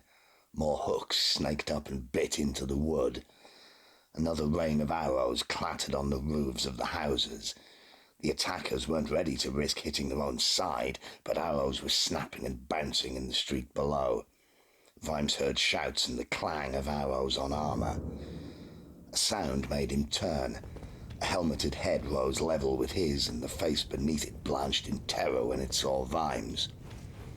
"That was my egg, you bastard," he screamed, punching the nose. "With soldiers." The man fell back, by the sound of it, onto other climbers. Men were yelling all along the parapet. Vimes pulled out his truncheon. "At 'em, lads," he yelled. "Truncheons, nothing fancy. Bop 'em on the fingers and let gravity do the work. They are going down." He ducked, pressing close to the wood, and tried to find a spy hole. "They're using big catapults," said Sandra, who'd found a gap a few feet away. "There's a..." Vimes pulled her away. "What are you still doing up here?" he roared. "It's safer than the street," she yelled back, nose to nose with him. "Not if one of those grapnels hits you, it isn't." He grabbed his knife. "Here, take this. You see a rope anywhere, you cut it." He scurried along behind the shelter of the wobbling parapet, but the defenders were doing very well. It wasn't exactly rocket magic in any case. The people at ground level were firing out through any crack they could find, and while aiming was not easy, it didn't need to be. There is nothing like the zip and zing of arrows around them to make people nervous about their work. And the climbers were too bunched up. They had to be. If they tried attacking on a broad front, there'd be 3 defenders who beat each man. So they were in one another's way, and every falling man would take a couple more down with him. And the barricade was full of little gaps and holes where a defender with a spear could seriously prod those trying to climb up the outside. "This is stupid," I thought. "It would take a 1,000 men to break through. That'd only be when the last 50 ran up the slope made of the bodies of all the rest of them. Someone out there is doing the old hit them at their strongest point to show them we mean business thinking. Ye gods, is this how we won our wars? So, how would I have dealt with this? Well, I'd have said, Detritus removed the barricade and made sure that the defenders heard me. That's what I'd have done. End of problem. There was a scream from further along the parapet. A grapnel had caught one of the watchmen and pulled him hard against the wood. Vimes reached him in time to see a hook dragged into the man's body through breastplate and mail as an attacker hauled himself up. Vimes caught the man's sword arm in one hand and punched him with the other, letting him tumble into the melee below. The stricken watchman was Nancy Ball.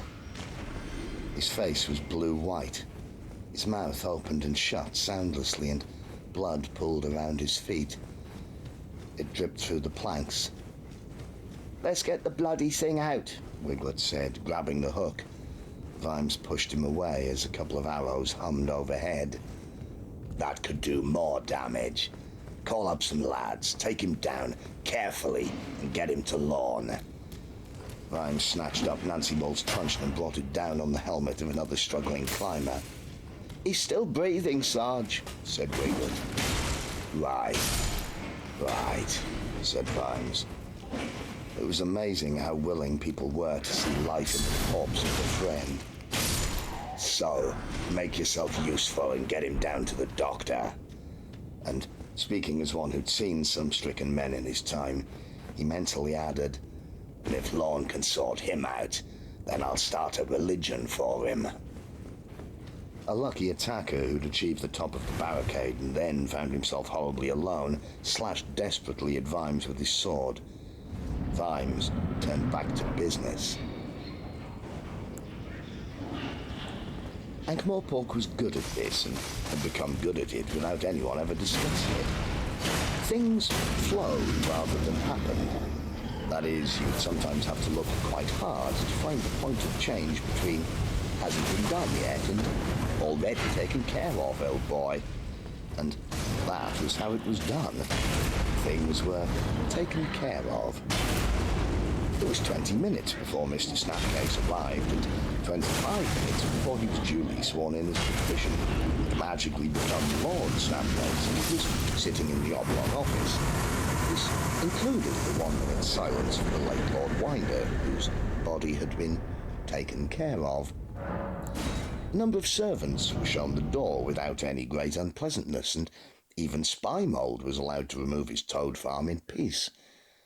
Those who filled the grates and dusted the furniture and swept the floors stayed on, as they had stayed on before, because they seldom paid any attention to, or possibly didn't even know, who their lord was, and in any case were too useful and knew where the brooms were kept. Lords come and go.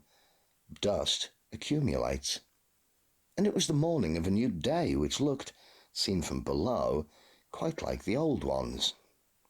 After a while, someone raised the question of the fighting, which clearly needed to be taken care of. There were scuffles all along the barricade now, but they were going only one way. Siege ladders had been brought up, and at several places along the parapet, men had managed to climb in, but they could never get enough in one place. There were far more defenders than attackers, and they weren't all men under arms. One thing Vimes was learning fast was the natural vindictiveness of old ladies, who had no sense of fair play when it came to fighting soldiers. Give a granny a spear and a hole to jab it through, and young men on the other side were in big trouble. And then there was Red Shoe's inspired idea of the use of steak dinners as a weapon. The attackers didn't come from homes where steak was ever on the table. Meat tended to be the flavouring, not the meal. But here and there, men who'd achieved the top of the ladders, in darkness, with the groans and yells of their unsuccessful comrades below them, had their weapons dragged from their hands by well-fed former colleagues who were not unkind, and who directed them down the ladder inside for steak and eggs and roast chicken, and a promise that every day would be like this come the revolution. Vime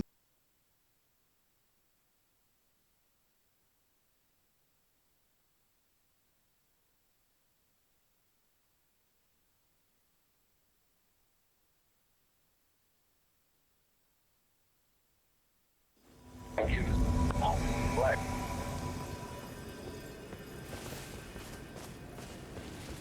Damn, you sound like you deep breath, soul-style, sexy motherfucker.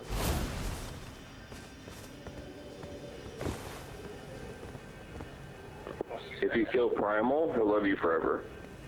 Attack him right now and just beat his ass.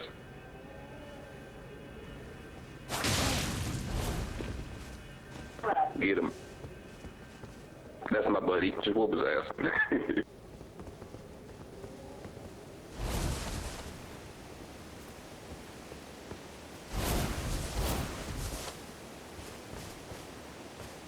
We do 1v1s.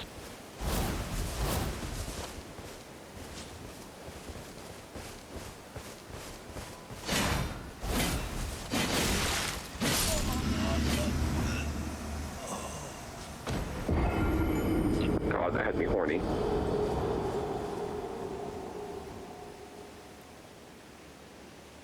I love to watch. I'm in the corner all the time. didn't want that news to get out, in case there was a rush to invade. But the grannies, oh, the grannies.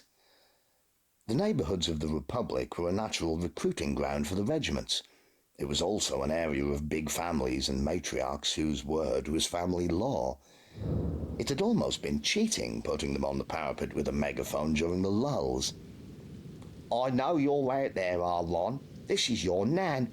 You climb up here one more time and you'll feel the back of my hand. Our Rita sends her love and wants you to hurry home. Grandpa's feeling a lot better with the new ointment. Now, stop being a silly boy."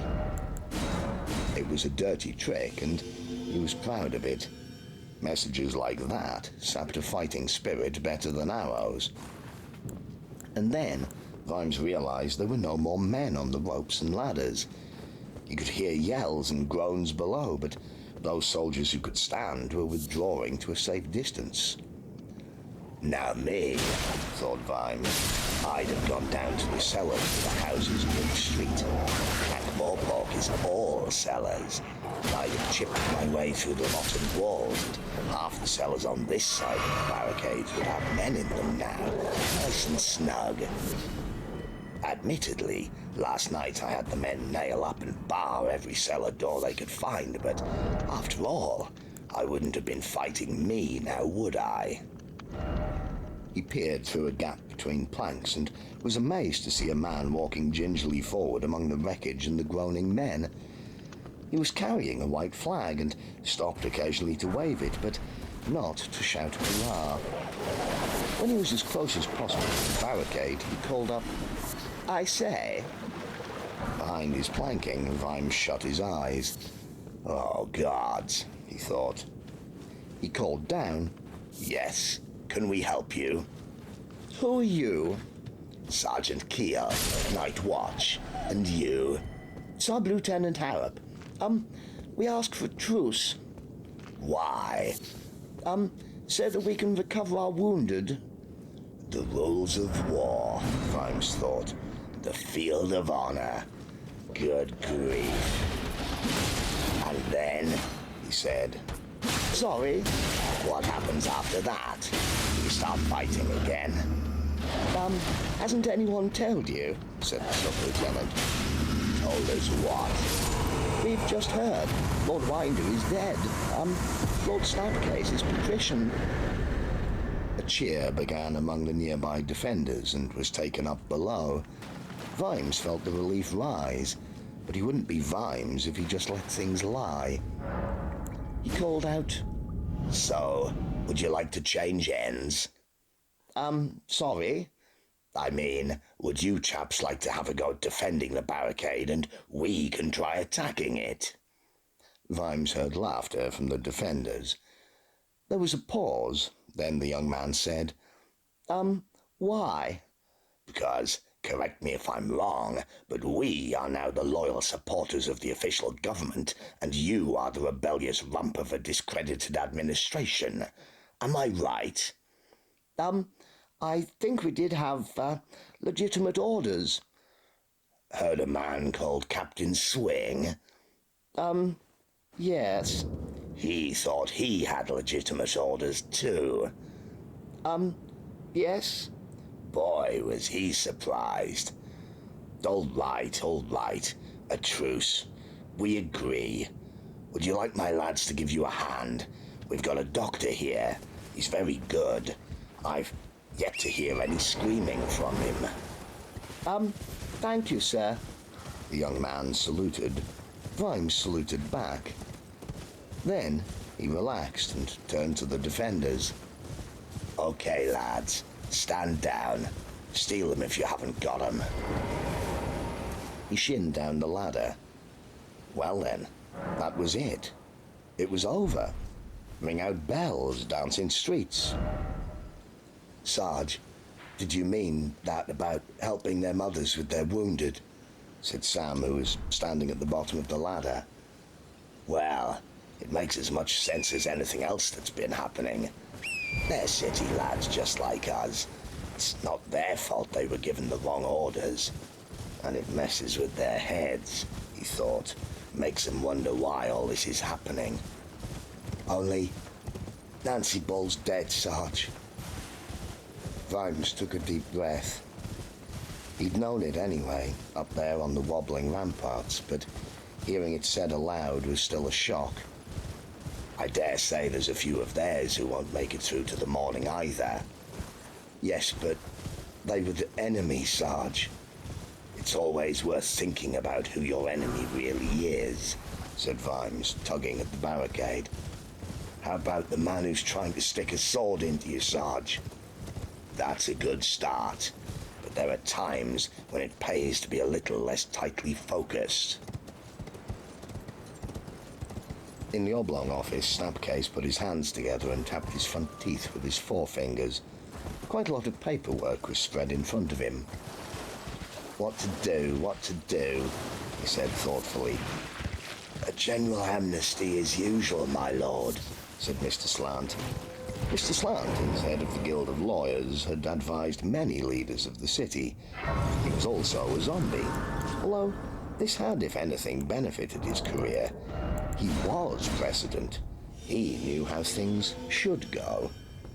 Yes, of course. Clean start, of course. No doubt there's a traditional form of words. In fact, my lord, I happen to have a copy right here. Yes. Tell me about this barricade, though, will you? The one that was still standing. He looked up at the crowd assembled in the office. You know about that, sir, said Follett. I do have my own informants, you know. It's caused rather a stir, has it not? Some fellow put together a rather smart defence force, cut us off from the vital organs of the city, broke up Captain Swing's organisation, and has withstood the best attacks that could be made against him. And he's a sergeant, I hear. May I suggest that the promotion is in order, said Madam. I was thinking exactly the same thing, said Snapcase, his little eyes gleaming. And then there's the question of his men. Loyal, are they? Apparently, sir, said Madam. She exchanged a puzzled glance with Dr. Follett. Snapcase sighed. On the other hand, a soldier can hardly be punished for loyalty to a senior officer, especially in these difficult times. There's no reason to take formal action against them. Eyes met again. They all felt it. The sense of the world slipping. But not kill, however, said Snapcase, standing up and removing a snuff box from his waistcoat pocket. Think about it, I pray you. What ruler could tolerate the existence of such a man? He did all that in just a few days. I dread to think what he might take it into his head to do tomorrow. These are delicate times. Are we to be hostage to every whim of a mere sergeant? We do not need someone like Kill doing things his way. Besides, you know, The particulars could have been useful to us. Suitably re-educated, of course. I thought you said you wanted to promote him, said Follett bluntly. Lord Snapcase took a pinch of snuff and blinked once or twice. Yes, promote him, as they say, to glory. The crowd was silent. One or two of its members were horrified. Some were impressed. You didn't stay at the top in Ankh-Morpork without developing a certain pragmatic approach to life, and Snapcase seemed to have got a grip on that with commendable speed. Alright.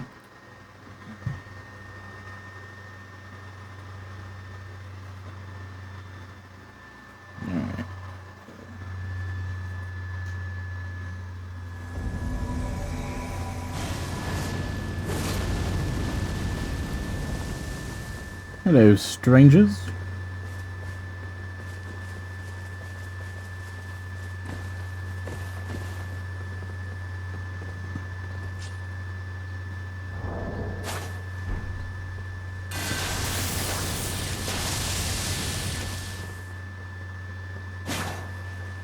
You're beautiful.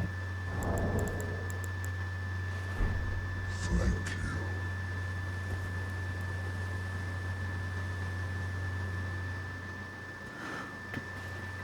Let's get to it.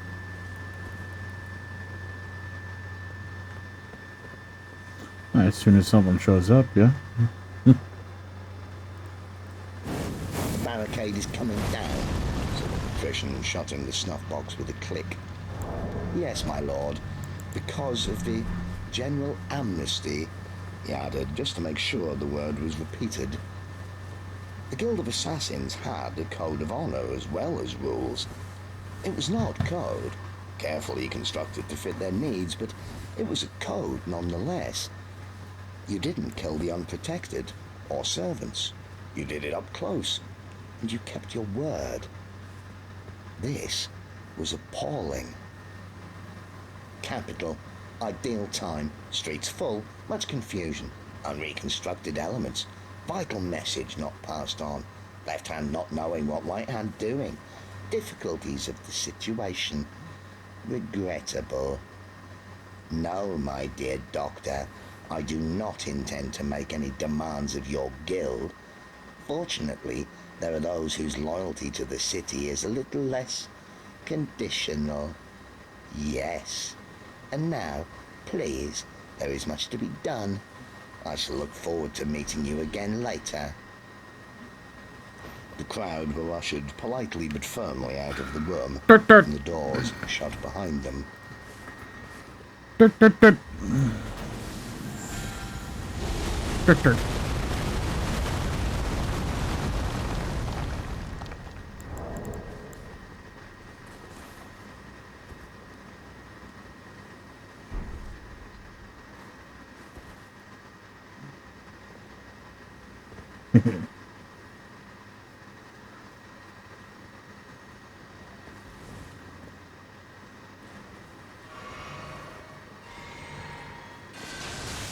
Oh boy.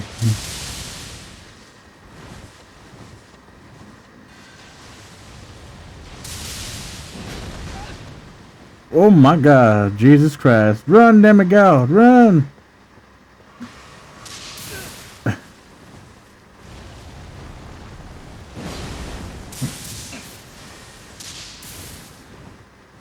Woo!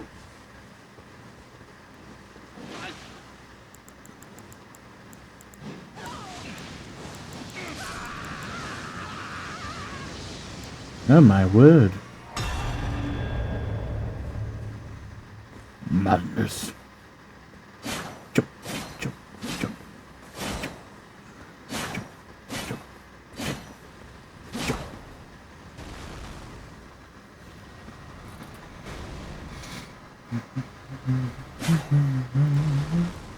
It seems we're back at school, muttered Dr. Follett as they were swept along the corridor.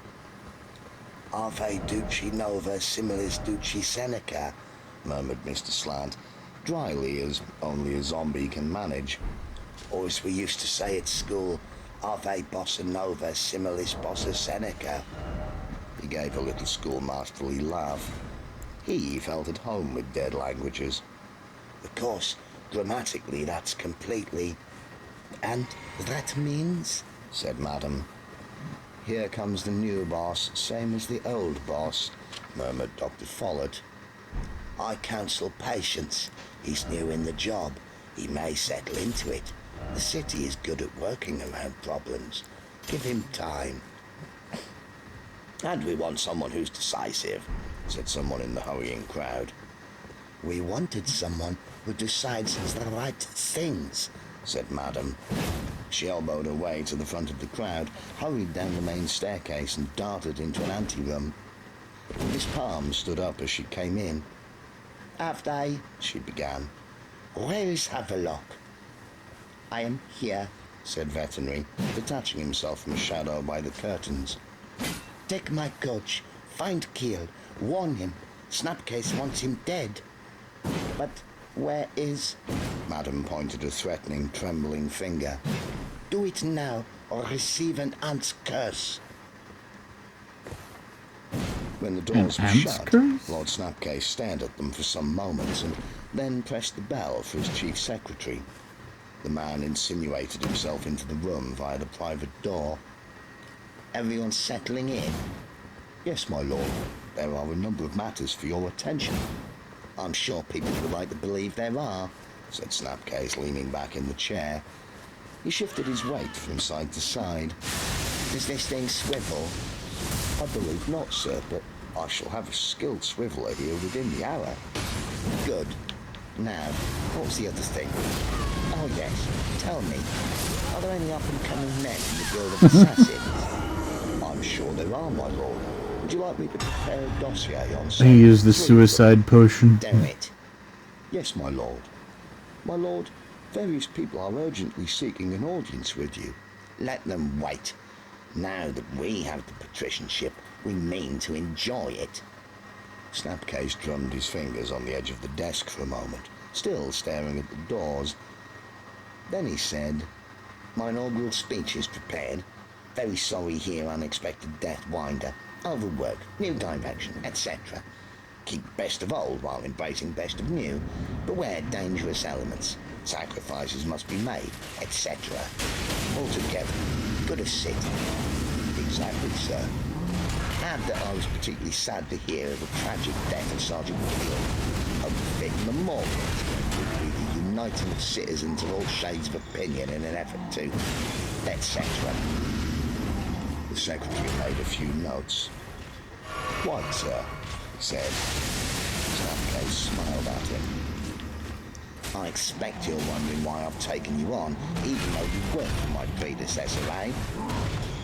No, sir, said the secretary, without looking up. He wasn't wondering, firstly because he had a pretty good idea, and secondly because there were, in any case, things he found it safest not to wonder about. It's because I recognize talent whenever it presents itself. It's good of you to say so, sir, said the secretary smoothly. Many a rough stone can be polished into a gem.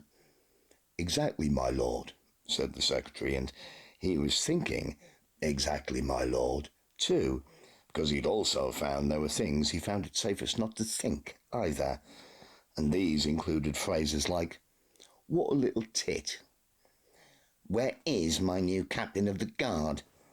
I believe Captain Carcer is in the rear courtyard, my lord, exerting the men in no uncertain terms. Tell him I want to see him here, now. Certainly, sir.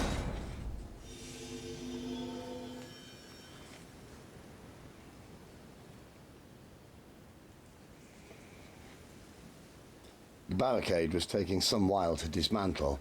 Chair legs and planks and bedsteads and doors and bulks of timbers had settled into a tangled mess. Since every piece belonged to someone, and Ankh-Morpork people care about that sort of thing, it was being dismantled by collective argument. This was not least because people who had donated a three-legged stool to the common good were trying to take away a set of dining chairs and similar problems. Then there was the traffic. carts that had been held up outside the city were trying to make their way to their destinations before eggs hatched or milk got so bottom that it would get out to walk the rest of the way. If Ankh-Morpork had a grid, it would have been gridlock. Since it didn't, it was, in the words of Sergeant Colon, a case of no one being able to move because of everyone else. Admittedly, this phrase, while accurate, didn't have the same snap. Some of the watchmen had joined in the dismantling work, mostly to stop the fights that were breaking out among irate householders. A group of them had congregated at the end of Hero Street, where Snouty had set up a mess and a cocoa urn.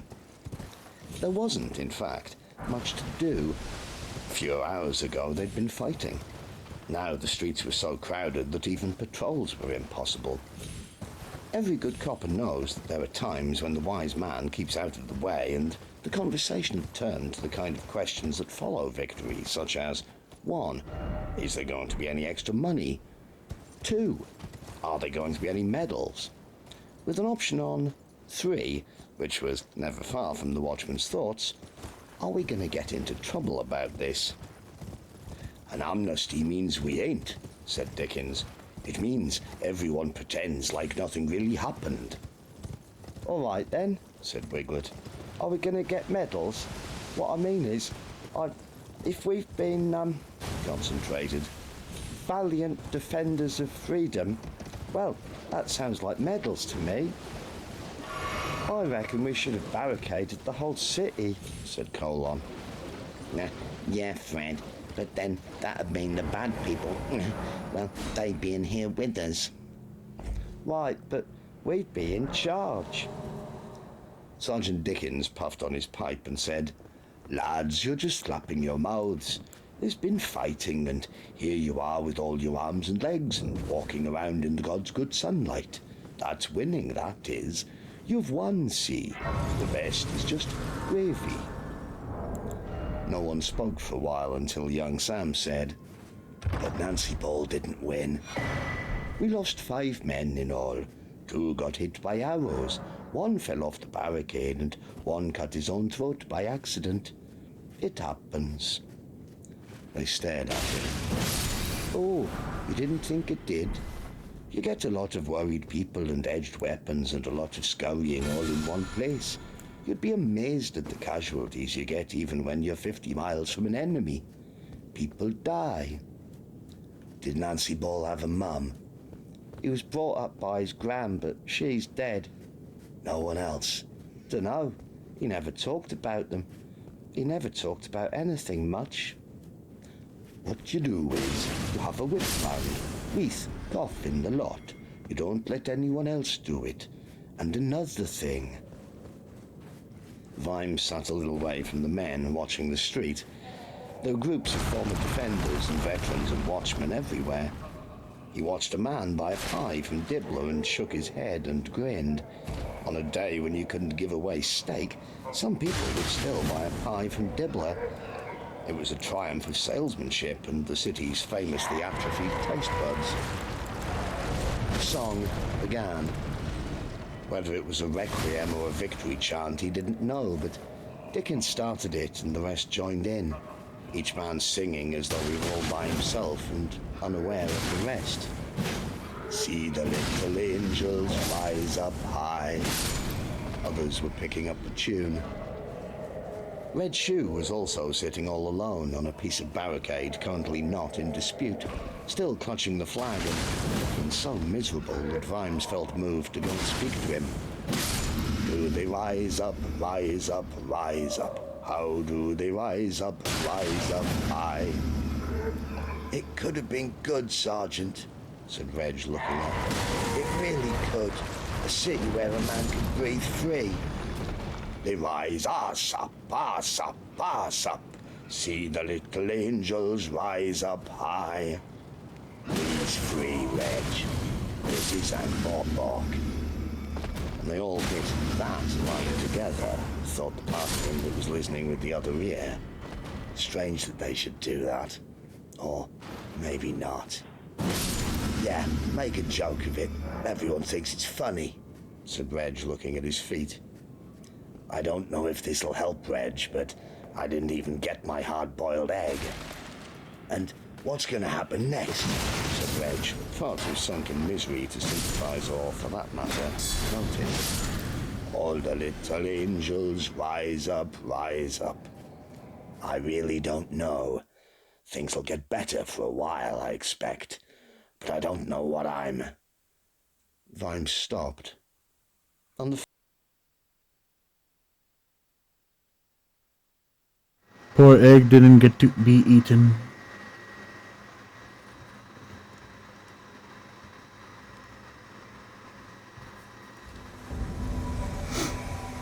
Rabbit! Hello.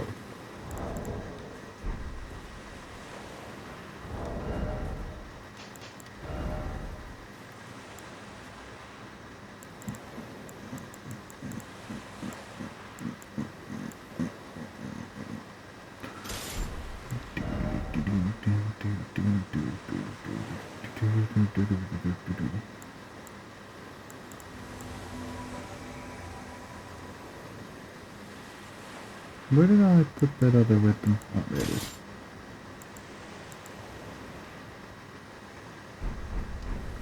Alright.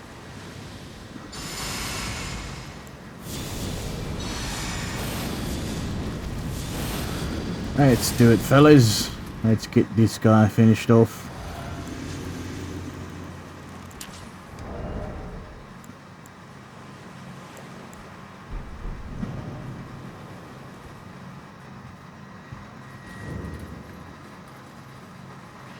And hopefully I don't die this time and I get paid.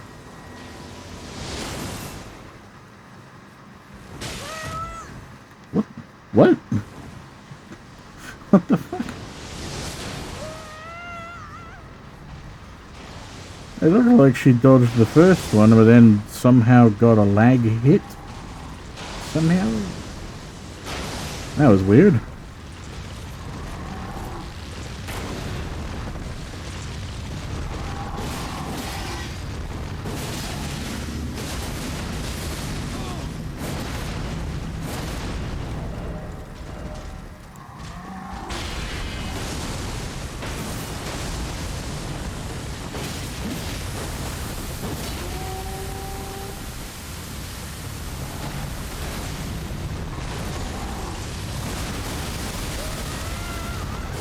Stay alive, host. Stay alive. No. No, stay alive. Run. Run, you fool. Oh dear.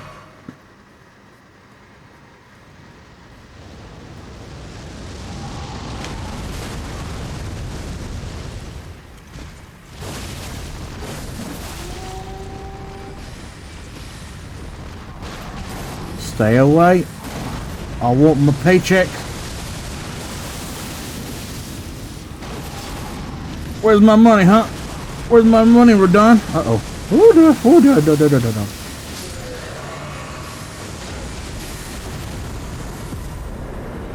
Aha!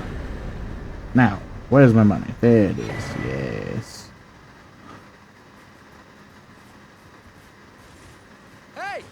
Sweet paycheck. far side of the street, oblivious to the traffic, a little wizened old man was sweeping dust out of a doorway. Vimes stood up and stared. The little man saw him and gave him a wave, and at that moment yet another cart rumbled down the road, piled high would form a barricade. Vimes flung himself flat and stared between the legs and wheels. Yes, the slightly bandy legs and the battered sandals were still there, and still there too when the cart had passed, and still there when Vimes started to run across the street, and may have been there when the unregarded following cart almost knocked him over, but were completely not there when he straightened up. He stood where they'd been in the busy street on the sunny morning and felt the night sweep over him. He felt the hairs stand up on his neck. The conversations around him grew louder, became a clamour in his ears. The light was too bright. There were no shadows, and he was looking for shadows now. He dodged and jinked across the street to the singing men and waved them into silence. Get ready. Something's going to happen.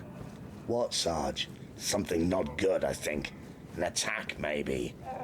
Vimes scanned the street for what? Little old men with brooms? If anything, the scene was less menacing than before the Troubles, because now the other shoe had dropped. People weren't standing around waiting for it anymore. There was a general bustle. No offense, Sarge, but it all looks peaceful enough to me. There's an amnesty, Sarge. No one's fighting anyone. Sarge, That's what they want you to think. They all turned. Nobby Nobbs was sidling and skipping down the street. They saw his lips shape a message, completely drowned out by the squeals from a wagon load of pigs. Lance Constable Sam Vimes looked at the face of his sergeant. Something is wrong. Look at Sarge. Well, what? A giant bird's gonna drop out the sky or something? There was a thud and a gasp from Wiggett. An arrow had hit him in the chest and had gone right through. Another one shit. The wall above Vimes' head, showering dust. In here, he yelled. The door to the shop behind them was open and he plunged through. People piled in behind him. He heard the noise of arrows outside and one or two screams. Amnesty, Sergeant, he said. Outside, the rumbling carts had stopped, blocking out the light to the bull's-eye panes of the shop windows and temporarily shielding it. Then it's got to be some idiots. Rebels, maybe. Why? There were never that many rebels. We know that. Anyway, they won. Now there was shouting outside beyond the carts. Something looked nothing like a cart for blocking the road. Counter-revolutionaries, then, Dickens suggested. What? People who want to put Winder back in charge? Well, I don't know about you, but I'd join. He looked around the shop. It was packed wall to wall. Who are all these people? You said in here, Sarge, said a soldier. Yeah, and we didn't need telling twice because it was raining arrows. Meh. I Fair didn't enough. mean to come in, but I couldn't swim against the tide, said Mr. Dibbler. I wanted to show solidarity, said Reg. Sarge, it's me, Sarge, said Nobby, waving his hands. A firm, authoritative voice, thought Vimes. It's amazing the trouble it can get you into. There were about 30 people crowded into the shop, and I didn't recognize half of them. Can I be any help to you, gentlemen? Said a thin, querulous little voice behind him. He turned and saw a very small, almost doll-like old lady, all in black, cowering behind her counter. He looked desperately at the shelves behind her. They were piled with skeins of wool. I don't think so. Then, do you mind if I finish serving Mrs. Soupson? 4 ounces of grade 2 ply, was it, Mrs. Soupson? Yes, please, Ethel, quavered a tiny, frightened voice somewhere in the middle of the crowd of armed men. We'd better get out of here, muttered Vimes. He turned to the men and waved his hands frantically to suggest that, as far as possible, no one should upset any old ladies. Do you, have a back way, please? The shopkeeper's innocent old eyes looked up at him. It helps if people buy something, Sergeant, she said meaningfully.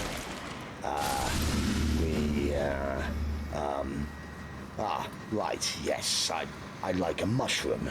You know, one of those wooden things for... Yes, Sergeant, I know. What? 6pence, thank you, Sergeant. What? I always like to see a gentleman ready to do it for himself, I must say. Could I interest you in a... I'm in a big hurry, please. I've got to darn all my socks. He nodded at the men, who responded heroically.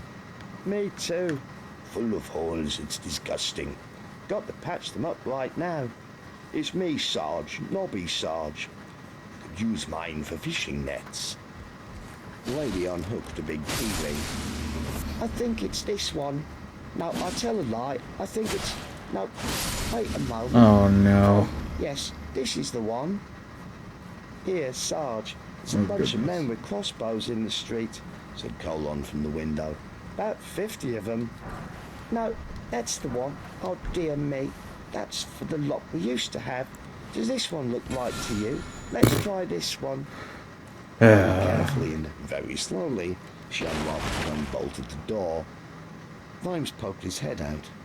They were in an alley filled with trash and Oh my god. horrible smell of alleys everywhere. No one seemed to be around. Okay, everybody out.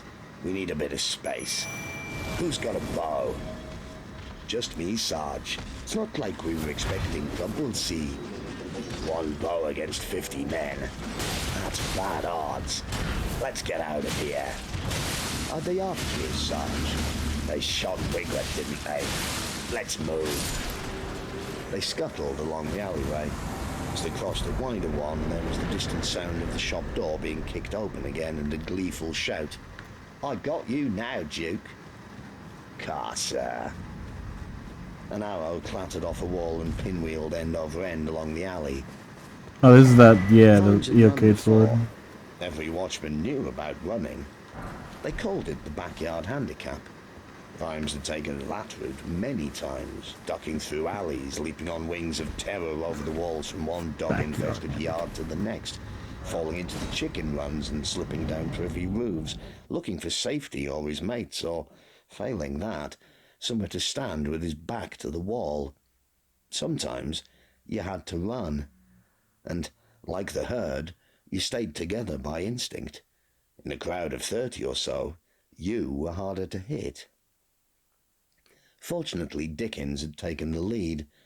The old coppers were best at running, having run so much during their lives. As on the battlefield, only the cunning and the fast survived. And so he didn't bother to stop as the cart appeared at the end of the alley. It was a haggler's wagon, boldly trying to take a shortcut and escape the no one being able to move because of everyone else chaos in the main streets. The man, the back of his wagon piled 10 feet high with boxes, his vehicle scraping the walls, looked in horror at the stampede heading for him. No one had any brakes, and absolutely no one was going to go backwards. Vimes in the rear watched the group flow over and under the wagon to the splintering of boxes and the pop of exploding eggs. The horse danced in the shafts, and men dived through its legs or clear over its back. When Vimes reached it, he clambered onto the box just as an arrow hit the woodwork. He grinned desperately at the driver. Jump, he suggested, and smacked the horse on the flank with the flat of his sword. Both men were thrown back as it reared and sent the remains of the stricken load sliding off the wagon. Vimes hauled the driver upright as soon as the debris stopped falling. He was covered in egg. Sorry about that, sir. Watch business. Ask for Sergeant Keel. Got to rush. Behind them, the wagon rattled up the alley, wheel rims knocking sparks off the walls. There were doorways and side alleys to escape into, but Vimes's crew would certainly be slowed down. The rest of his crew had stopped when they heard the noise, but Vimes piled into them and forced them on until they reached a road blocked with carts and thronged with people. Well, you got your soldiers covered in eggs, Sarge, said Sam with a worried grin. What's all that about? It's some of the unmentionables. Probably want to settle the score. Well, that's close enough to the truth for him anyway. But I saw watchmen and soldiers. You did say they feed off each other. Sarge, it's me, Sarge. Please, Sarge. Nobby elbowed his way through the men. Is this a good time, Nobby? There's men after you, Sarge. Well done, Nobby. Carcer, Sarge. He's got a job with Snapcase, captain of the palace guard, Sarge, and they're gonna get you. Snapcase told them to, Sarge. My mate Scratch and Sniff is the underboot boy at the palace, and he was in the yard and heard them talking, Sarge. I should have known, Vimes thought. Snapcase was a devious devil. Now Carcer's got his feet under another bastard's table. Captain of the guard. I haven't been making a lot of friends lately, said Vimes. Okay, gentlemen, I'm going to run. If you lot melt away into the crowd, you'll be fine, I expect. No fear, Sarge, said Sam, and there was a general murmur of agreement. We had an amnesty. They can't do this. Anyway, they're shooting at everyone. Bastards, they need a good doing over. said one of the soldiers.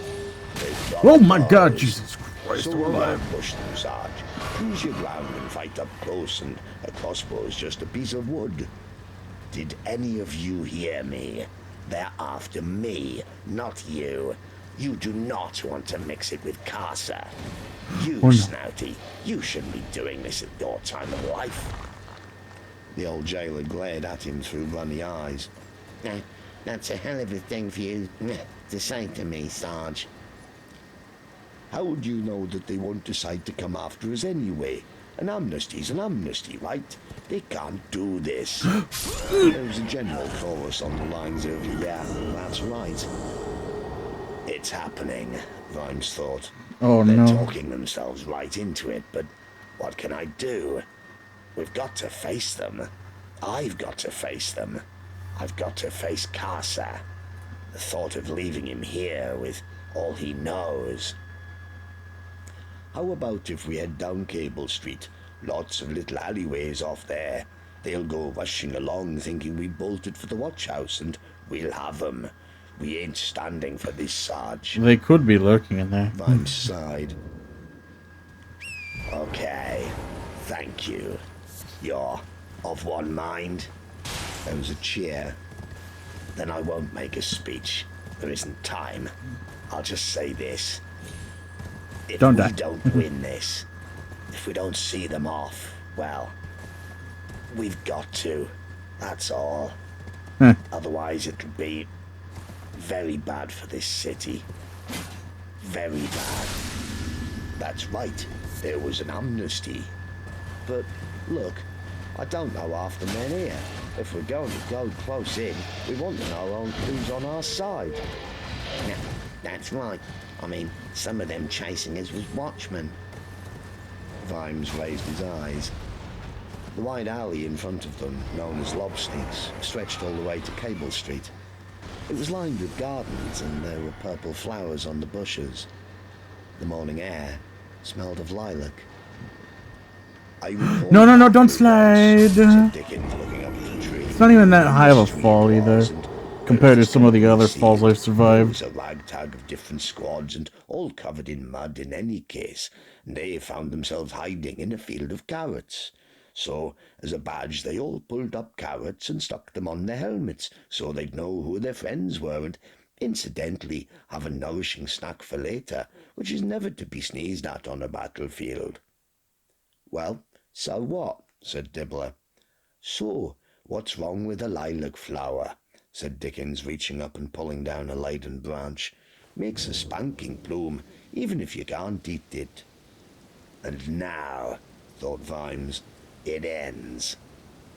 "I think they're very bad men," said a high, rather elderly, but nevertheless determined voice from somewhere in the crowd. Go, Granny. A skinny Tell hand 'em. waving a knitting needle. "And I shall need a volunteer to escort Mrs. Soupson home." Carcer surveyed the length of Lobsneaks. "Looks like we followed a trail of egg. Looks like Keel has a yellow streak." It didn't get quite the laugh he'd expected. A lot of the men he'd been able to collect had a more physical sense of humour. But Carcer had, in his own way, some of Vimes' qualities, only they were inverted. A certain kind of man looks up to someone who's brave enough to be really bad. "Are we going to get into trouble for this, Captain?" And of course, you got those who were Probably. just along for the ride. He turned to Sergeant Knock, with Corporal Quirk lurking behind him. He fully shared Vimes' views on them, although he approached it, as it were, from the other direction. You couldn't trust either of them. But they hated Keel with that gnawing, If I can somehow nerve-sapping land on hatred that branch. only the mediocre can really bring to bear. Or That was useful. walk all the way from "How do over you here. think we're going to get into trouble, Sergeant? We're working for the government." "He's a devious devil, sir," said Knock, as if this was a character flaw in a copper. "Now, you lot listen to me, right? No mess-ups this time. I want Keel alive, okay? And that kid Vimes. You can do what the hell you like to the rest of them." "Why do you want him taken alive?" said a quiet voice behind Carter. Oh, I no. thought Snapcase wanted him dead. What's the kid done that's so wrong? Carter turned. To his mild surprise, the watchman behind him didn't flinch. What's your name, mister? Oh, there's the one I told you about, sir, said Knock urgently, leaning over Carter's shoulder. Keel gave him the push after. Shut up, said Carter, without taking his eyes off Coates. There wasn't a hint of fear there, not even a glimmer of bravado. Coates just stared back. Did you just come along for the ride, Coates? No, Captain. I don't like Keel, but Vimesy's just a kid who got dragged along. What are you going to do to him? Carter leaned forward. Coates did not lean back. You were a rebel, weren't you? Don't like to do what you're told, eh? They're gonna get a big bottle of ginger beer, said a Why did voice he go drunk with backwards? I evil was trying to delight. hold forward. Carter turned and looked down at the skinny, black-clad ferret. He was somewhat battered, partly because he put up a fight when the watchman had tried to pry him out of his cell, and mostly because Todsey and Muffer had been waiting outside. But he'd been allowed to live. Beating something like Ferret to death was, to the other two men, an embarrassing and demeaning waste of fist. He certainly flinched under Carter's gaze. His whole body was a flinch. Did I ask you to speak, you little dog's tonker? No, sir. Right, remember that. It could save your life one day. Carter turned his attention back to Ned. Okay, sunshine. This is the bright new dawn you wanted. You asked for it. You've got it. We've just got to sweep away a few of yesterday's leftovers. By order of Lord Snapcase, your mate. And if it ain't your job to ask why and who, but what about young Vimesy? Why, I think he's a game lad who'll be a credit to the city if he's kept out of the way of bad company. Now, Knock says you're good at thinking. So, you tell me what you think Keel's going to do. Ned gave him a look that went on for slightly longer than Carter felt comfortable with. He's a defender. He'll be back at the watch house.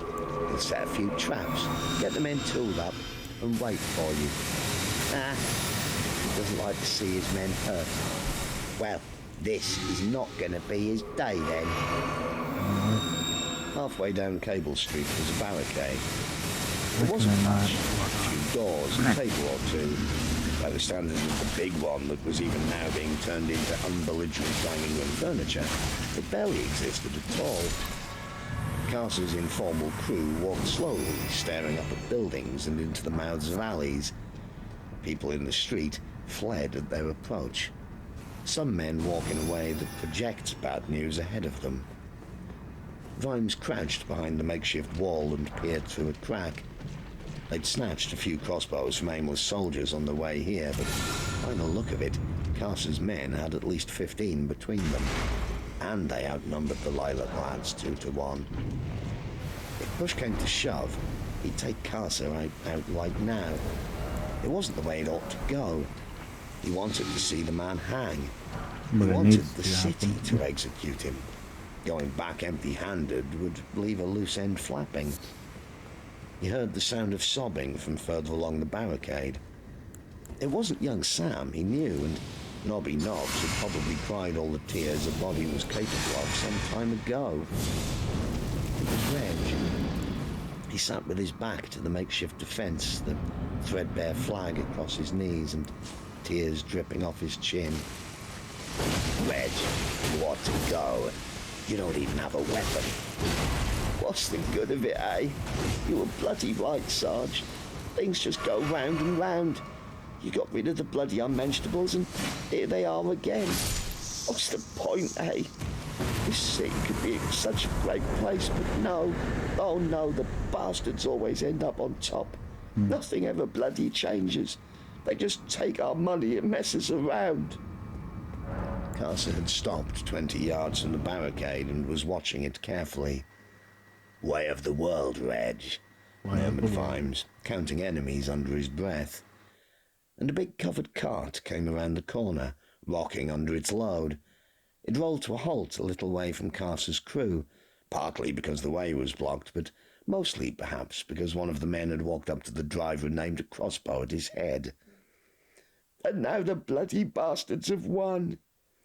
"Every day of the week, Reg," said Vimes absently, trying to follow the movements of too many people at once. The other men were spreading out. After all, they had the firepower. The man holding up Mr. Dibbler, the cart driver, wasn't paying too much attention. Now Vimes wished he'd put himself on the wagon. Oh well, someone had to start the rumble. "Yeah, you want to shoot something?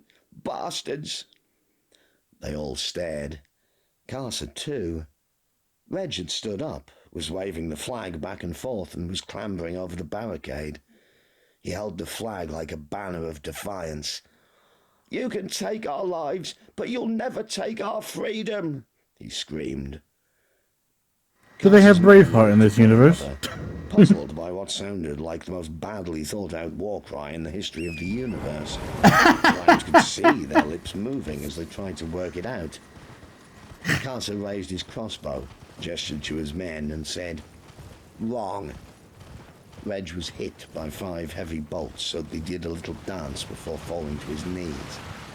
It happened in seconds. Vimes opened his mouth to give the order to charge and shut it when he saw Reg raise his head. In silence, using the flagpole as an aid, Reg back to his feet. 3 more arrows hit him. He looked down at his skinny chest, bristling with feathers, and took a step forward. And another. One of the crossbowmen drew his sword and ran at the stricken man and was knocked into the air by the force of a blow from Reg that must have felt like it had come from a sledgehammer. And in the ranks of the crew, there was a fight. Someone in a copper's uniform had drawn his own sword and taken out 2 bowmen. And the man at the cart was running back to the action. "Get them!" Vimes yelled and leapt the barricade. There was no plan anymore. Dickens and his men poured out of the cart. There were still loaded crossbows out there, but a bow is suddenly not the weapon you want to be holding when angry swords are approaching from both directions. "It'll come when you call." All plans, all futures, all politics were elsewhere. Vimes scooped up a fallen sword with a weapon in either hand, screamed wordless defiance, and launched himself at the nearest enemy. The man went down, headless. He saw Snouty go down in the melee and sprang over him to catch his attacker in a windmill of blades. Then he spun around to confront Nock, who dropped his sword and fled. And Vimes ran on, not fighting but hacking, ducking strokes without seeing them, blocking attacks without turning his head. The ancient senses do their work. Someone was slicing towards young Sam. Sometimes it's just the way Vimes you brought get. his sword down on the arm in true self-defense. He moved on in the center of a widening circle. He wasn't an enemy. He was a nemesis. And as suddenly as it had come, the beast withdrew, leaving an angry man with 2 swords. Carter had retreated to the side of the street with his men. Far fewer men now. Colon was on his knees, throwing up. Dickens was down, and Vimes knew he was dead. Nobby was down too, but that was just because someone had kicked him hard, and he'd probably decided that staying down was best. Yeah, probably. There were a lot of Carter's men down, more than half. Some had fled a maniac with 2 swords. Some had even fled Red Shoe, who was sitting on the barricade, staring at the sheer weight of arrows in him. As he watched, his brain seemingly decided that he must be dead on this evidence. He fell backwards. Within a few hours, his brain would be in for a surprise. No one knew why some people become natural zombies, substituting sheer stubborn willpower for blind life force, but attitude played a part. For Red Shoe, life was only just beginning. Young Sam was upright. He looked as though he'd thrown up, but he'd done well to survive his first real melee. He gave Vimes a weak smile. forgot that it breaks my What's stance happening when I now, Sarge? attack when He I'm out of managed, stamina. taking off his helmet and wiping his forehead. Vimes sheathed the sword and quickly slipped on one of Mrs. Goodbody's little friends out of his pocket. That depends on what happens over there, he said, nodding towards the other end of the street. Sam obediently turned to look and fell asleep. Vimes pocketed the cosh and saw Coates looking at him. Whose side are you on, Ned? What did you hit the kid for? So he's out of it. Have you got anything to say? Not much, Sarge. We're all learning a lot today, ain't we? True enough. There's even bigger bastards than you for a start. This time Vimes grinned. But I try harder, Ned. You know Garza. He's a murderer. And just about everything else, too. A stone-cold killer. With brains. Oh, yeah. This is gonna go the distance? Yep, it's got to. We've got to stop this, Ned. This is the only chance. It stops here, or not at all. Can you imagine him loose now he's pally with Snapcase? Yes, I can. Just as well I wasn't planning anything this evening, eh? But you can tell me one thing, Sarge. How do you know all this? Vimes hesitated, but at a I'm time from like the this, future. what difference did it make? Right. I'm from this city, but there was a hole in time or something like that. You want to know? I traveled here in time, Ned, and that's the truth. Ned Coates looked him up and down. Blood covered Vimes' armor, and his hands, and half his face. He was holding a bloody sword in his hand. From how far back? He said. Time How stopped. far back? Coates froze and faded in colour into a world made up of shades of grey. Nearly there, Your Grace. Ye gods! Yelled Vimes, flinging his sword to the ground. You are not making any friends here, you know. The sword hadn't hit the ground. It hung a few inches from his hands and had faded to greyness. There's just a few things we need to tell you, said Sweeper, as if a sword in mid-air was a minor consideration. What's happened to the bloody sword? Piece of shit. Vimes, to whom it wasn't. Time has stopped for everyone but you. Actually, that sentence is wrong in every particular, but it's quite a useful lie. I'll just take us a moment to set things up. Now Vimes had time, of some kind, to look around. The whole street was darker, as if the flight had been taking place in the half-light. Did they slow it down? The only colour was in the robes and faces of Sweeper and Q as they removed the handcart out of an alley. It held a couple of small stone columns. Oh, fuck you. John Keel, wrapped in a shroud. We have some good news. You have, Said Vimes weakly. He walked over to the body. Indeed, Said Q, unshipping the stone cylinders. we thought we might have to persuade you to remove all your armor, but you will not, I think, need to do this. That's because it will stay here. Belongs here, see? No, I don't know what the hell you're talking about. He touched the body. So cold. That's what I remember. He was so cold. A morgue does that to people. Said Sweeper in a matter-of-fact voice. Now, please pay attention, Commander. When we operate the... Vimes looked up, violence in his eyes. Sweeper laid a hand on Q's arm. We've got things to do for a minute or two. Yes, but it's vital that he knows how. We have got things to do for a minute or two. What? Oh, yes, things, yes. They wandered away.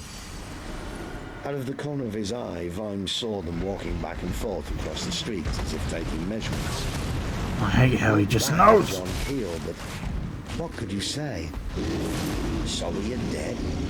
Yeah. Keel had originally died on the barricades, not in a street fight, but he was just as dead all the same. Vimes was hazy on religion. He attended watch funerals and went to such religious events as the proper fulfilling of the office of commander entailed, but as for the rest, well, he saw things sometimes that made it impossible to believe not only in gods, but also in common humanity, with your own eyes. From what he could remember, Keel had felt the same way. You got on with things. If there were any gods, you expected them to get on with things too, and didn't interrupt them while they were working. What could you say to a dead copper? What would he once said? Ah, he leaned closer. Carcer's going to bloody swing for this, he said, and stood back. Behind him, Sweeper coughed theatrically. Ready, Dog Race? Ready enough. We were telling you about the armor. It will... The thing is, Commander, that you and this fellow Carson, both players and possessions you arrived with, form an elongated translation anomaly which is under considerable tension. Vimes turned and looked at Sweeper. It's very, very hard to move things out of the time where they belong, but it takes much less effort to move them back to where they were, Sweeper translated. Vimes carried on staring. Everything really, really wants to stay where it should be. You're right there. All we do is grease the way. We give a little push, and it will all snap back, and away you go. Have you had anything to eat this morning? No. His egg was taken away. When Vimes looked puzzled, he went on. Undigested food will stay here, you see. You mean it'll come tearing out of me? No, oh my God. You won't notice, but a nourishing meal when you get back would be a good idea. And the armor stays here. Q beamed. Yes, Your Grace. Everything. Eye patch, socks, everything. Boots too? Yes, everything. What about my drawers? Yes, those too. Everything. Oh boy. So, I'll arrive in the nutty. One costume, in fashion, everywhere. Then, yeah? Why did all my armor arrive with me when I came? Right. Damn Carcer had his knives, that's for sure. Mm-hmm. Q opened his mouth, but Sweeper answered faster. It takes 1,000 steps to get to top of mountain, but one little hop take you all the way back to the bottom. Okay. Well, I suppose it makes sense. This is not how it works at all, Lucy. No, but it's another good lie. Look, Commander, we don't have a damn great thunderstorm, and we don't have enough stored time. This is a field operation. It is the best we can do. We'll get you back and your prisoner, although you almost certainly won't arrive in the same place as a quantum. It's hard enough making sure you don't I swear that thing attacked faster. Believe me. Pushing all your clothes oh, you annoying dog. Here, that just takes too much power. Now, are you ready? You need to go back to where you were standing. Get to Casa as soon as you can. You must grab him. Otherwise, he will stay behind. Okay, but I've changed lots of things. Leave that to us. What about Keel? Said Vimes, walking away with reluctance.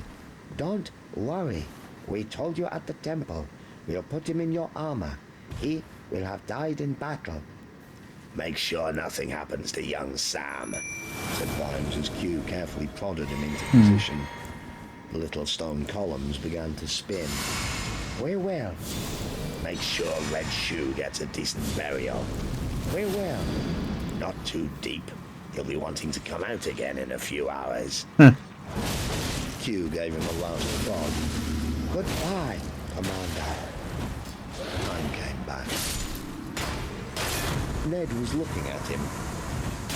What happened just then, Sarge? You blurred. You only get one question, Ned. Let's show Snapcase where the line is drawn, shall we? Let's finish it. Everybody gets They one. charged, the men falling in behind him. Vimes remembered in slow motion. Some of Carter's men ran at the sight of them. Some raised their hastily reclaimed weapons, and Carcer stood there and grinned. Vimes headed for him, ducking and weaving through the fight. The man's expression changed as Vimes approached. Vimes was speeding up, shoulder charging and thrusting other bodies away. Carcer raised his sword and took a stance, but there was no room for finesse in the melee, and Vimes closed like a bull, knocking the sword up and grabbing Carcer by the throat. "You're nicked, my old chum," he said. Then it all went black.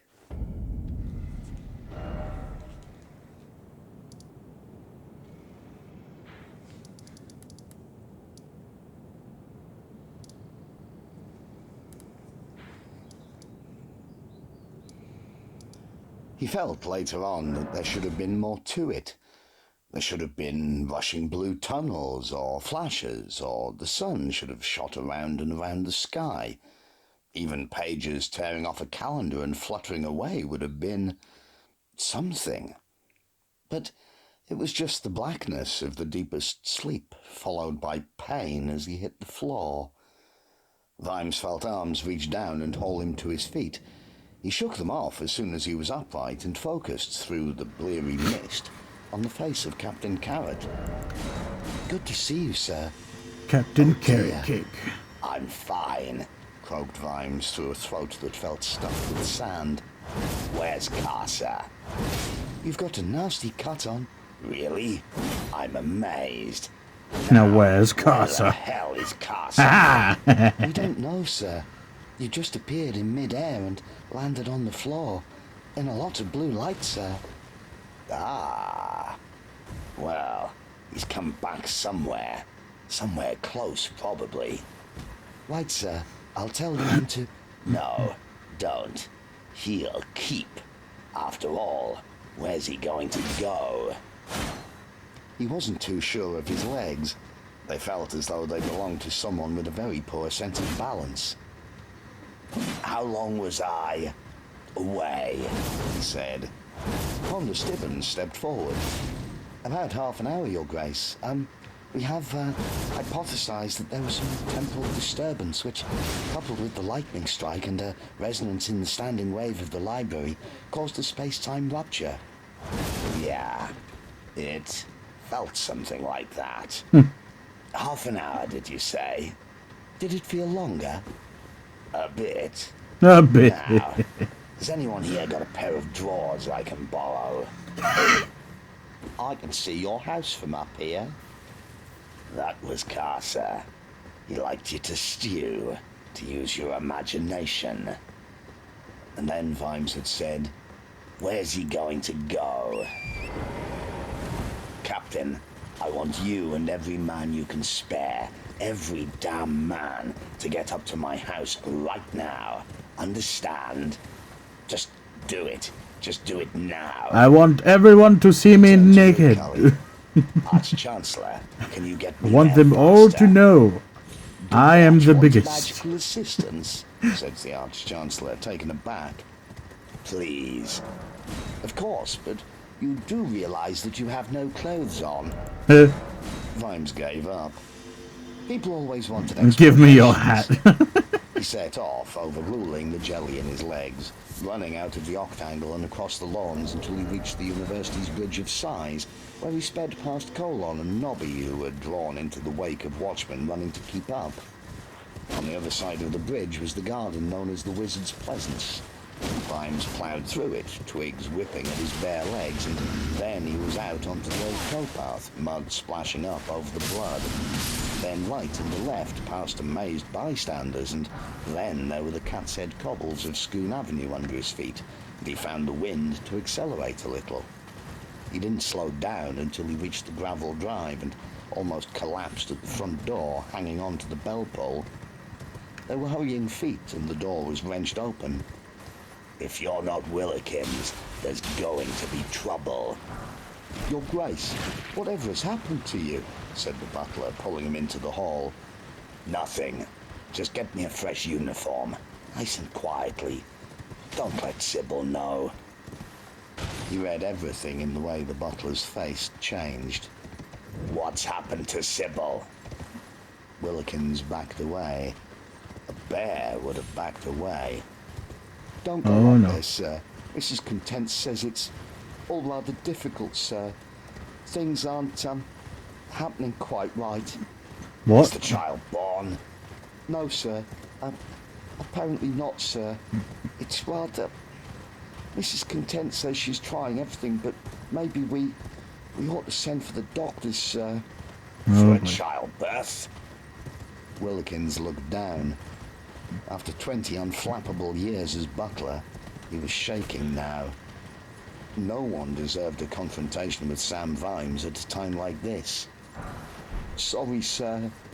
No, don't send for a doctor. I know a doctor, and he knows all about this sort of thing. You Oh, better. dear. He ran back outside in time to see a broomstick touch down on the lawn, piloted by the Arch-Chancellor himself. I thought I'd better come along anyway. Is there anything... Vimes swung himself onto it before the wizard could get on. Take me to Twinkle Street. Can you do that? It's important. Hang on, Your Grace, said Rid Cully, and Vimes' stomach dropped into his legs as the stick climbed vertically. He made a mental note to promote Buggy Swires and buy him the buzzard he'd always wanted. Anyone prepared to do this every day for the good of the city couldn't be paid too much. Try my left pocket, said Rid Cully when they were well aloft. There's something that belongs to you, I believe.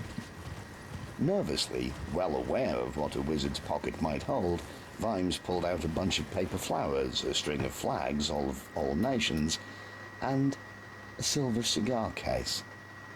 It landed on the bursar's head, said the Arch-Chancellor, steering around a seagull. I hope it's not damaged. It's fine. Thank you. I'll put it back in your pocket for now, shall I? I don't seem to have any pockets on me at the moment. It found its way back.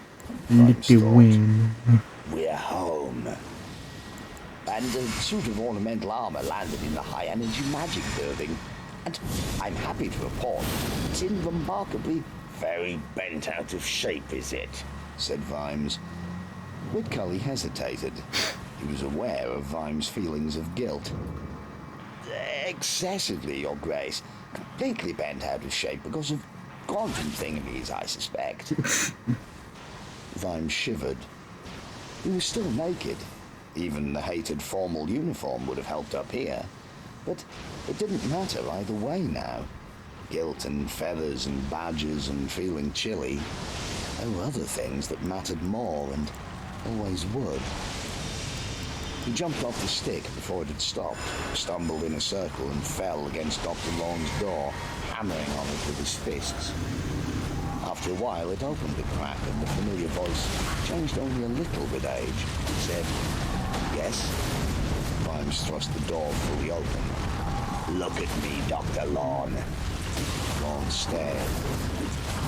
"Feel," he said. In his other hand he was holding the world's biggest syringe. Can't be. They buried John Peel. You know they did, said Vimes. He saw the huge instrument in the man's hand. What the hell were you going to do with that? Faced a turkey, as a matter of fact. Who are you then? Because you look like Peel. Grab all your midwifing stuff and come with me now. All those funny tools you said worked so well. Bring them all, right now, and I will make you the richest doctor that ever lived, said Vimes, a man wearing Hell nothing yeah. but mud and blood. Long gestured briefly towards the kitchen. I'll just have to take the turkey out. Stop the turkey. I already did. Come on. The broomstick did not fly well with three on board, but it was faster than walking. Vimes at this point knew being capable of anything else. He was out of breath and strength by the time he got home the first time. Now merely standing upright was a test of endurance. It was the broomstick, or crawling. It lumbered down out of the sky and landed unsteadily on the lawn. Lady upstairs, big bedroom on left, said Vimes, pushing vaguely at the doctor. Midwife there. Not got a clue. All the money you want. Go on. Lorne hurried off. Vimes, helped by Ridcully, followed rather more stiffly, but as they reached the door, the doctor came walking backwards very slowly. It became apparent as he emerged that this was because Detritus' huge crossbow was pressed against his nose. When Vimes spoke, his voice was slightly muffled because he was lying flat on the ground. Put the dog down, Sergeant. He came rushing in, Mr. Vimes. That's because he's the doctor, Sergeant. Let him go upstairs. That's an order. Thank you. Right, Mr. Vimes, said Detritus, stepping aside with reluctance and shouldering the bow, at which point the bow discharged. When the thunder had died away, Vimes got up and looked around. He hadn't actually liked the shrubbery very much. That was just as well. Nothing remained but some tree trunks, and they were all stripped of bark down one side. There were a few small fires. Sorry about that, Mr. Vimes. What did I tell you about Mr. Safety Catch? When Mr. Safety Catch is not on, Mr. Crossbow is not your friend, decided Detritus, saluting. Sorry, sir, but we're all a bit tense at this time. I certainly am, said Ridcully, picking himself up off the lawn and pulling twigs out of his beard. I may not walk properly for the rest of the day. I suggest, Sergeant, that we pick the doctor up and bring him around under the pump and then take him upstairs. Oh, dear. The things that happened next were a waking dream for Vimes. He moved like a ghost through his own house, which was full of watchmen. No one wanted to be anywhere else. He shaved himself very slowly, concentrating on every stroke. He was aware of noises off, which arrived via the pink clouds in his head. He says he wants them boiled, the nasty horrid things. What's that for, to make them softer? Trolls and dwarves on tonight. Every door and window covered, and I mean covered. Stood over me and said damn well boil them for 20 minutes like they were cabbage. Now he's asked for small brandy. Mrs. Content stormed out and he said not to let her in again. I got came and offered help, and Lorne took one look at him and said only if he's been boiled for 20 minutes. Pox, Doctor, when it's all said and done. Old Stoneface will cover him with gold if it turns out all right. Yeah, and if it turns out wrong? Well, everyone's dead then. Vimes got dressed in his street uniform, moving slowly and willing every limb into position. He brushed his hair. He went out into the hall. He sat down on an uncomfortable chair with his helmet on his knees while ghosts, both living and dead, hurried around him. Usually, always, there was a part of Vimes that watched the other parts, because he was at heart a policeman. This time, he wasn't there. He was in here with the rest of him, staring at nothing, waiting. Someone take up more towels. Barry's asked for large brandy. He wants to see Mr. Vimes. Vimes Oh my looked up from whatever little pilot light he thought had been operating at the most basic level. He walked up the stairs, helmet under his arm, like a man ready for a statement. He knocked at the door. Lorne opened. He was holding a brandy glass in his other hand and moved aside with a smile. Sybil was sitting up. He saw through the mist of exhaustion that she was holding something wrapped in a shawl. Of course, He's called Sam, and no argument. No! I'll teach him to walk. I'm good at teaching people to walk. And he fell asleep before he hit the top. I had my protection potion on. Air. Vimes trailed cigar smoke behind him as he walked down to Pseudopolis Yard. There he acknowledged the cheers and congratulations and thanked people for the lovely flowers. His next stop was at Dr. Lorne's house, where he sat and spoke for a while, about such things as memory and how tricky it can be, and forgetfulness and how profitable that could prove. Then, with the doctor, he went to his bank. This institution was, not surprisingly, willing to open outside normal hours for a man who was a duke, and the richest man in the city, and the commander of the city watch, and, not least, quite prepared to kick the door down. There he signed over $100,000 in the freehold of a large corner site in Goosegate to one Dr. J. Lorne. Then, alone, he went up to Small Gods. Legitimate first, whatever his private feelings, knew enough not to shut the gates on this night, and he'd filled the lamps. Vimes strolled over the moss-grown gravel. In the twilight, the lilac blooms seemed to shine. Their scent hung in the air like fog. He waded through the grass and reached the grave of John Keel, where he sat on the headstone, taking care not to disturb the wreaths. He had a feeling that the sergeant would understand that a copper sometimes needed to take the weight off his feet. I didn't need to walk all the way over There, here. he finished his cigar and stared into the sunset. After a while, he was aware of a scraping noise to his left and could just make out the turf starting to sag on one of the graves. A grey hand was thrust out of the ground, clutching a shovel. A few pieces of turf were pushed aside and, with some effort, Red's shoe rose from the grave. He was halfway out before he noticed Vimes and nearly fell back. Oh, you frightened the life out of me, Mr. Vimes. Sorry, Reg. Of course, when I say you frightened the life out of me, the zombie began. Yes, Reg, I understood you. Quiet down there, was it? Very peaceful, sir. Very peaceful. I think I'll have to get myself a new coffin before next year, though. They don't last any time at all these days. I suppose not many people look for durability, Reg. Reg slowly shoveled the soil back into place. I know everyone thinks it's a bit odd, but I think I owe it to them, really.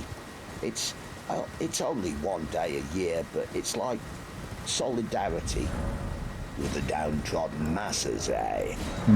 What, sir? No argument from me, Reg. This was a perfect moment. Not even Reg, fussing around smoothing down earth and patting turf into place, could detract from it. There will come a time when it will all be clear, Sweeper had said. a perfect moment. The occupants of those graves died for something, and in the sunset glow, the rising of the moon, the taste of this cigar, the warmth of sheer exhaustion, I can see it. History finds a way. The nature of events may have changed, but the nature of the dead hasn't. It had been a mean, shameful little fight that ended them. A fly-specked footnote of history. But they hadn't been mean or shameful men. They hadn't run, and they could have run with honor. They'd stayed. And I wonder if the path that seemed so clear to them as it does to me now. They stayed, not because they wanted to be heroes, but because they chose to think of it as their job, and they did the job in front of them. I'll be off then, sir, said Reg, shouldering his shovel. He seemed a long way away. Sir? Yeah. Right. Reg, thank you, mumbled Vimes, and in the pink glow of the moment watched the corporal march down the darkening path and out into the city. John Keel, Billy Wiglet, Horace Nancy Ball, Di Dickens, Cecil Snag Clapman, Ned Coates, and technically Red Shoe. There's probably no more than 20 people in this city now who know all their names. There were no statues, no monuments, nothing written down anywhere. You had to have been there. And I've been privileged to have been there twice. The night was welling up as the sun set. It unfolded from the shadows where it had hidden from the day and flowed and joined together. He felt his senses flow with it, spreading out like the whiskers of a dark giant cat. Behind the gates of the cemetery, the city noise died down a little, although Ankh-Morpork never truly slept. Probably didn't dare. Vimes felt now in this strange, calm mood that he could hear everything. Everything. Just as he'd done back in that terrible moment in Hero Street when history had come to claim its own. He heard the tiny sounds in the stone wall as it cooled, the slither of dirt underground as Reg's vacated plot settled, the faint movement of the long grass around the graves. 1,000 subtle sounds added up to a richly textured, localized silence. It was the song of the dark, and in it, on the edge of detection, was a discord. Let's see. He put a guard on his house, and they were core people. Ones he could trust not to stand around and get bored, but to remain watchful all night long.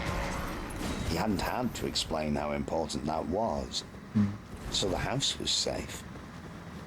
And the watch houses had double guard, too. There was something wrong with Keel's grave. There was always the egg, every year a little joke out of history. But now it looked as though there was nothing down there but bits of eggshell. As he leaned forward to look, the blade went over his head. But the beast was ready. The beast didn't think about guards and defenses. The beast didn't think at all. But it forever sniffed the air and eyed the shadows and sampled the night, and almost before the swish of the sword, it sent Vimes' hand thrusting into his pocket. Crouched, he swiveled and punched Castle on the kneecap with one of Mrs. Goodbody's finest items. He heard things crackle. He launched himself up and forward, bore Casa to the ground. There was no science to this. The beast was off the chain and looking to kill. It wasn't often that Vimes was sure that he could make the world a better place, but he was sure now. It was all very clear now. And also very hard.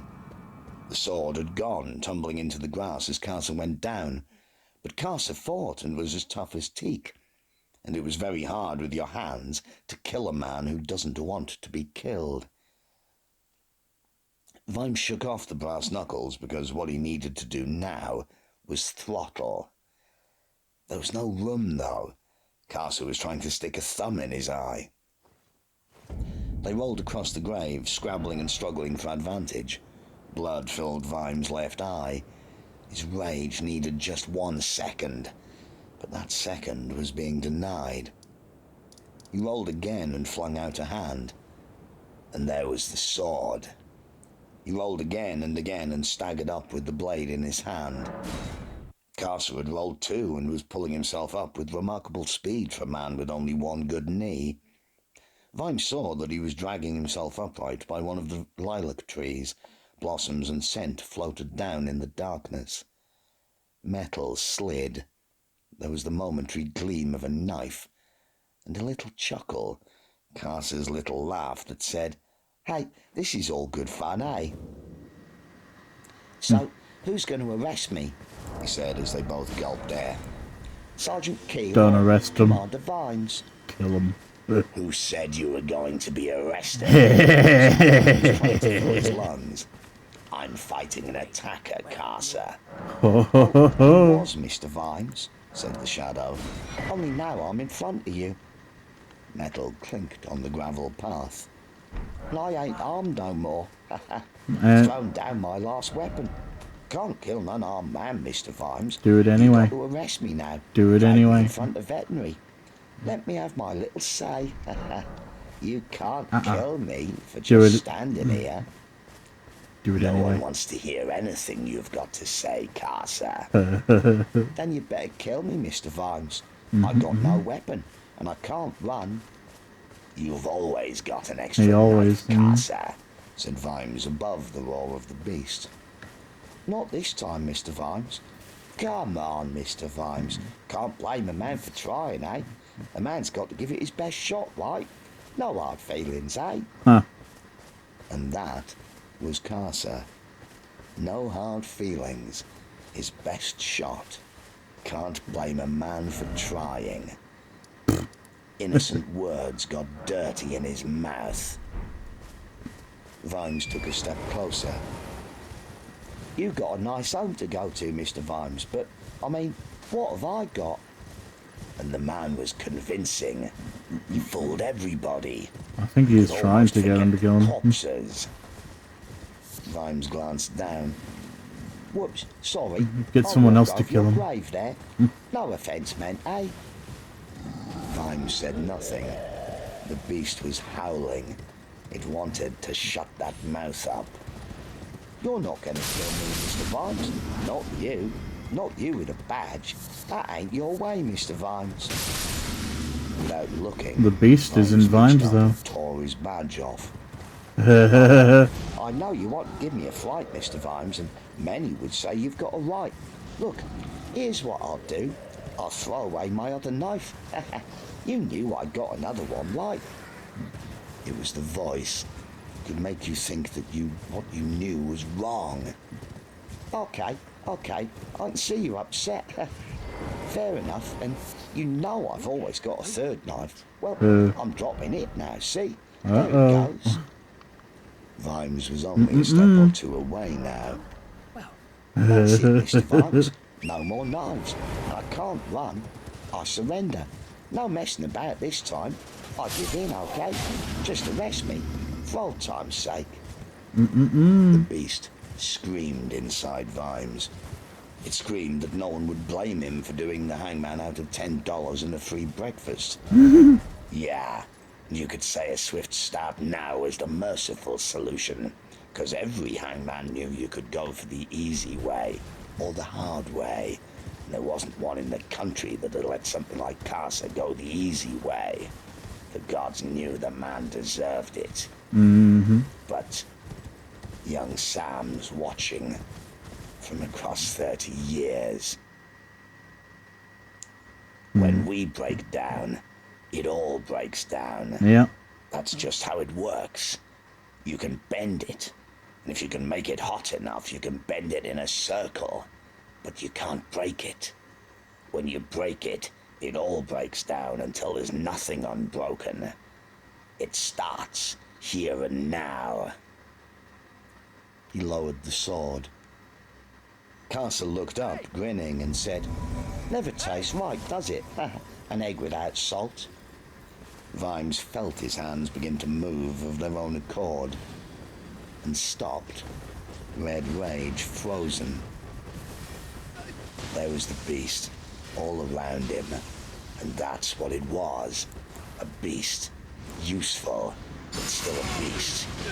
Hold it on a chain and make it dance and juggle balls. It doesn't think. It's dumb. What you were,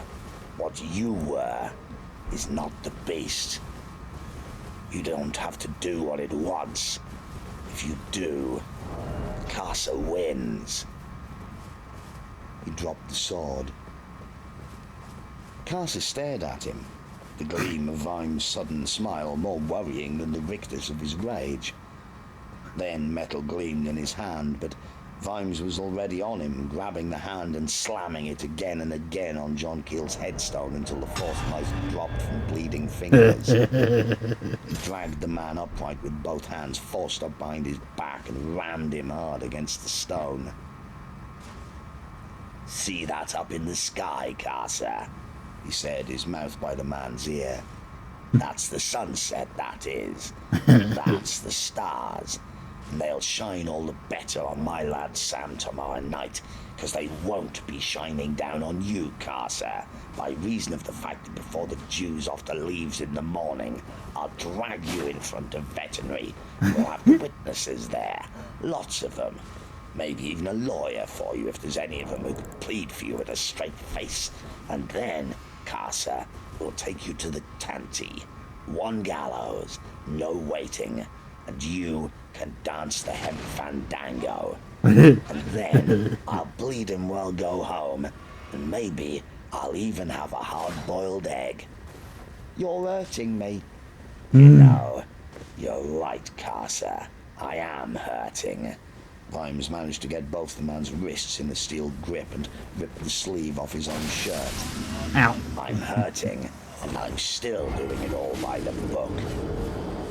He wrapped the linen around the man's wrists a couple of times and knotted it firmly. I'll make sure there's water in your cell, Casa. I'll make sure you get breakfast, anything you like. I'll make sure the hangman doesn't get sloppy and let you choke to death. I'll even make sure the trapdoor is greased. He released the pressure. Casa stumbled and Vimes kicked his legs from under him. The machine isn't broken, Casa. The machine is waiting for you, he said, tearing the sleeve off the man's own shirt and fashioning it into a crude binding for his ankles. The city will kill you dead. The proper wheels will turn. It'll be fair. I'll make sure of that. Afterwards, you won't be able to say you didn't have a fair trial. You won't be able to say a thing. And I'll see to that, too. He stood back. Good evening, Your Grace, said Lord Veterinary. Vimes spun around. There was a change of texture in the darkness, which could have been man-shaped. Vimes snatched up his sword and peered into the night. The shape came forward, became recognizable. How long were you there? Oh, some little time. Like you. She was I prefer enjoying to the come show. alone and contemplate. You were very quiet. Is that a crime, Your Grace? And you heard? A very neat arrest. Congratulations, Your Grace. Vimes looked at the unbloodied sword. I suppose so, he said, temporarily derailed. On the birth of your son, I meant. Oh, yes. Yes, of course. Well, thank you. A healthy lad, I am given to understand. We'd have been just as happy with a daughter. Quite so. These are modern times, after all. Oh, I see you have dropped your badge. Vimes glanced at the long grass. I'll come and find it in the morning. Ah. But this... He picked up the moaning Casa and slung him over his shoulder with a grunt. He's going back to Pseudopolis Yard right now. They walked slowly down the gravel path, leaving the scent of lilac behind. Ahead was the everyday stink of the world. You know, said Lord Veterinary after a few moments, it has often crossed my mind that those men deserve a proper memorial of some sort. Oh, yes, Oh, yeah. said Vimes non-committally. His heart was still pounding. In one of the main squares, perhaps. Yes, that would be a good idea. Perhaps a tableau in bronze. All 7 of them raising the flag, perhaps. Bronze, yes. Really? And some sort of inspiring slogan?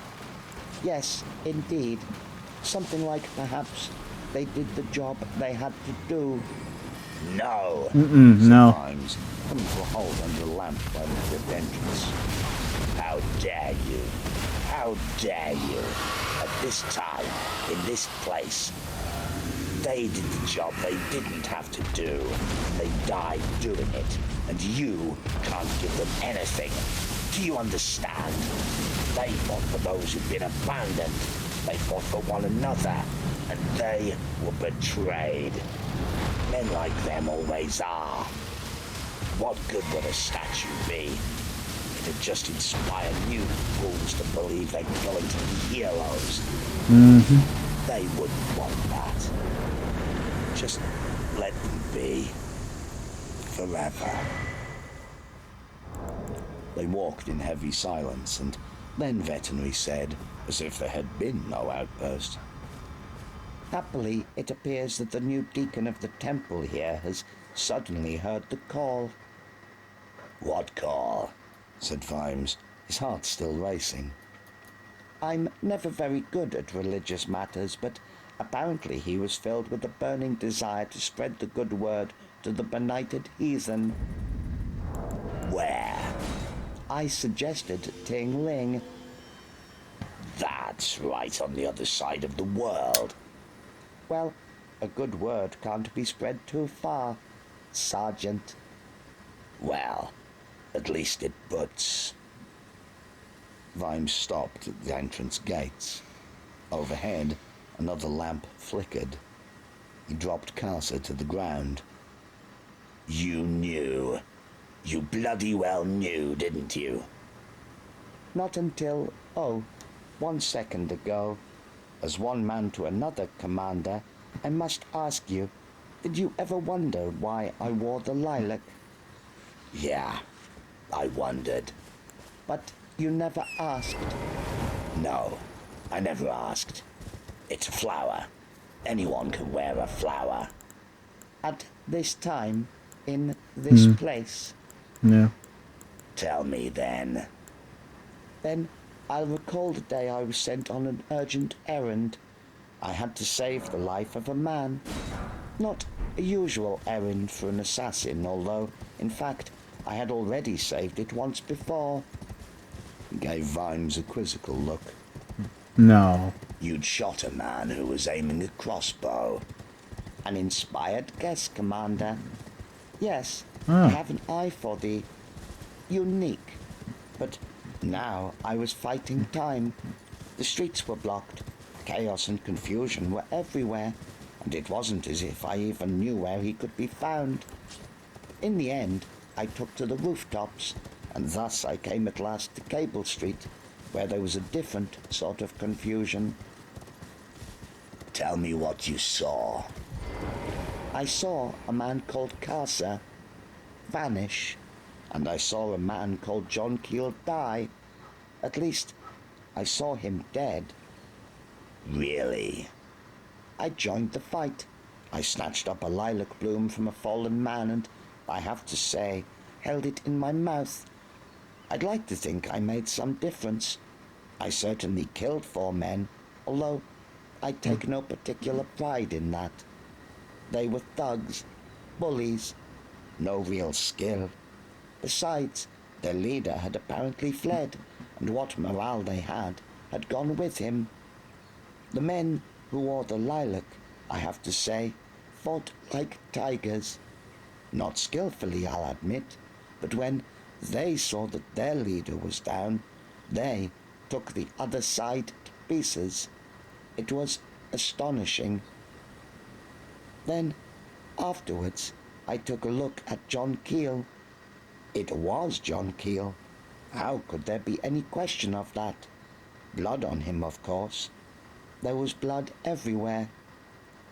His wounds looked somewhat old, I thought, and death, as we know, changes people. Yet I remember wondering this much. So I put it down as half a mystery, and today, Sergeant, we find the other half of a mystery. It's wonderful, isn't it, how alike men can be? I can imagine that even your Sergeant Colon would not realize anything. After all, he saw Keel die, and he watched you grow up. Where is this heading? Nowhere, Commander. What could I prove? And to what end would I prove it? Then I am saying nothing. I cannot imagine what you could say. No, I agree. Let us leave the dead alone. But for you, Commander, as a little gift on the occasion of the birth of... There's nothing I want. Oh? You can't promote me any further. There's nothing left to bribe me with. I've got more than I deserve. The watch is working well. We don't even need a new bloody dartboard. In memory of the late John Keel, I warned you. I can give you back Treacle Mine Road. Only a high-pitched squeak of bats hunting around the poplars broke the silence that followed. Then Vimes muttered, A dragon burned it years ago. Some dwarves live in the cellars now. Yes, Commander, but dwarves, well, dwarves are so refreshingly open about money.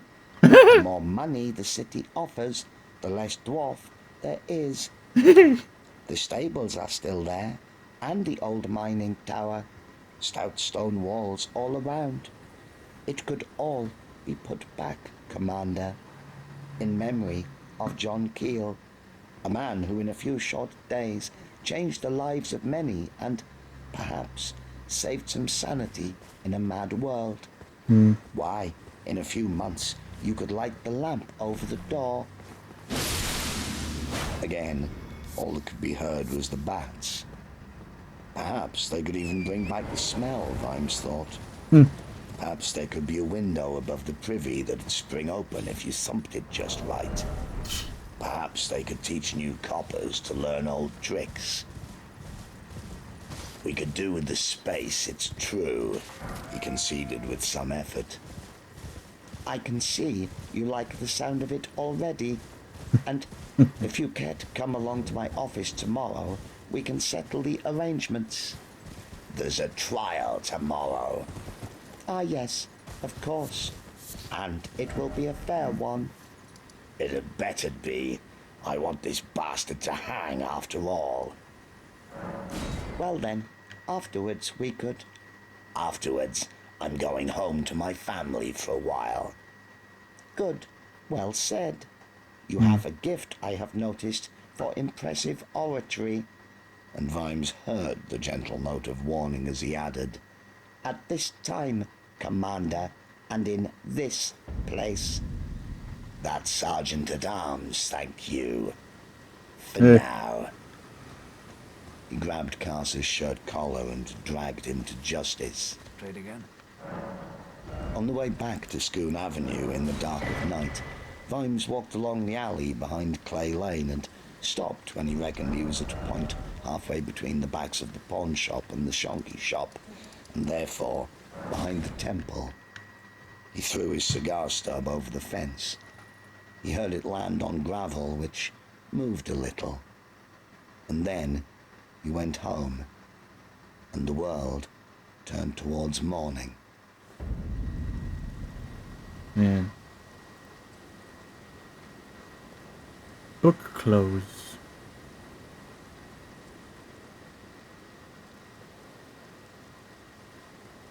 Nice ending. Alright. Now Wasp can finally stop bothering me about finishing that book.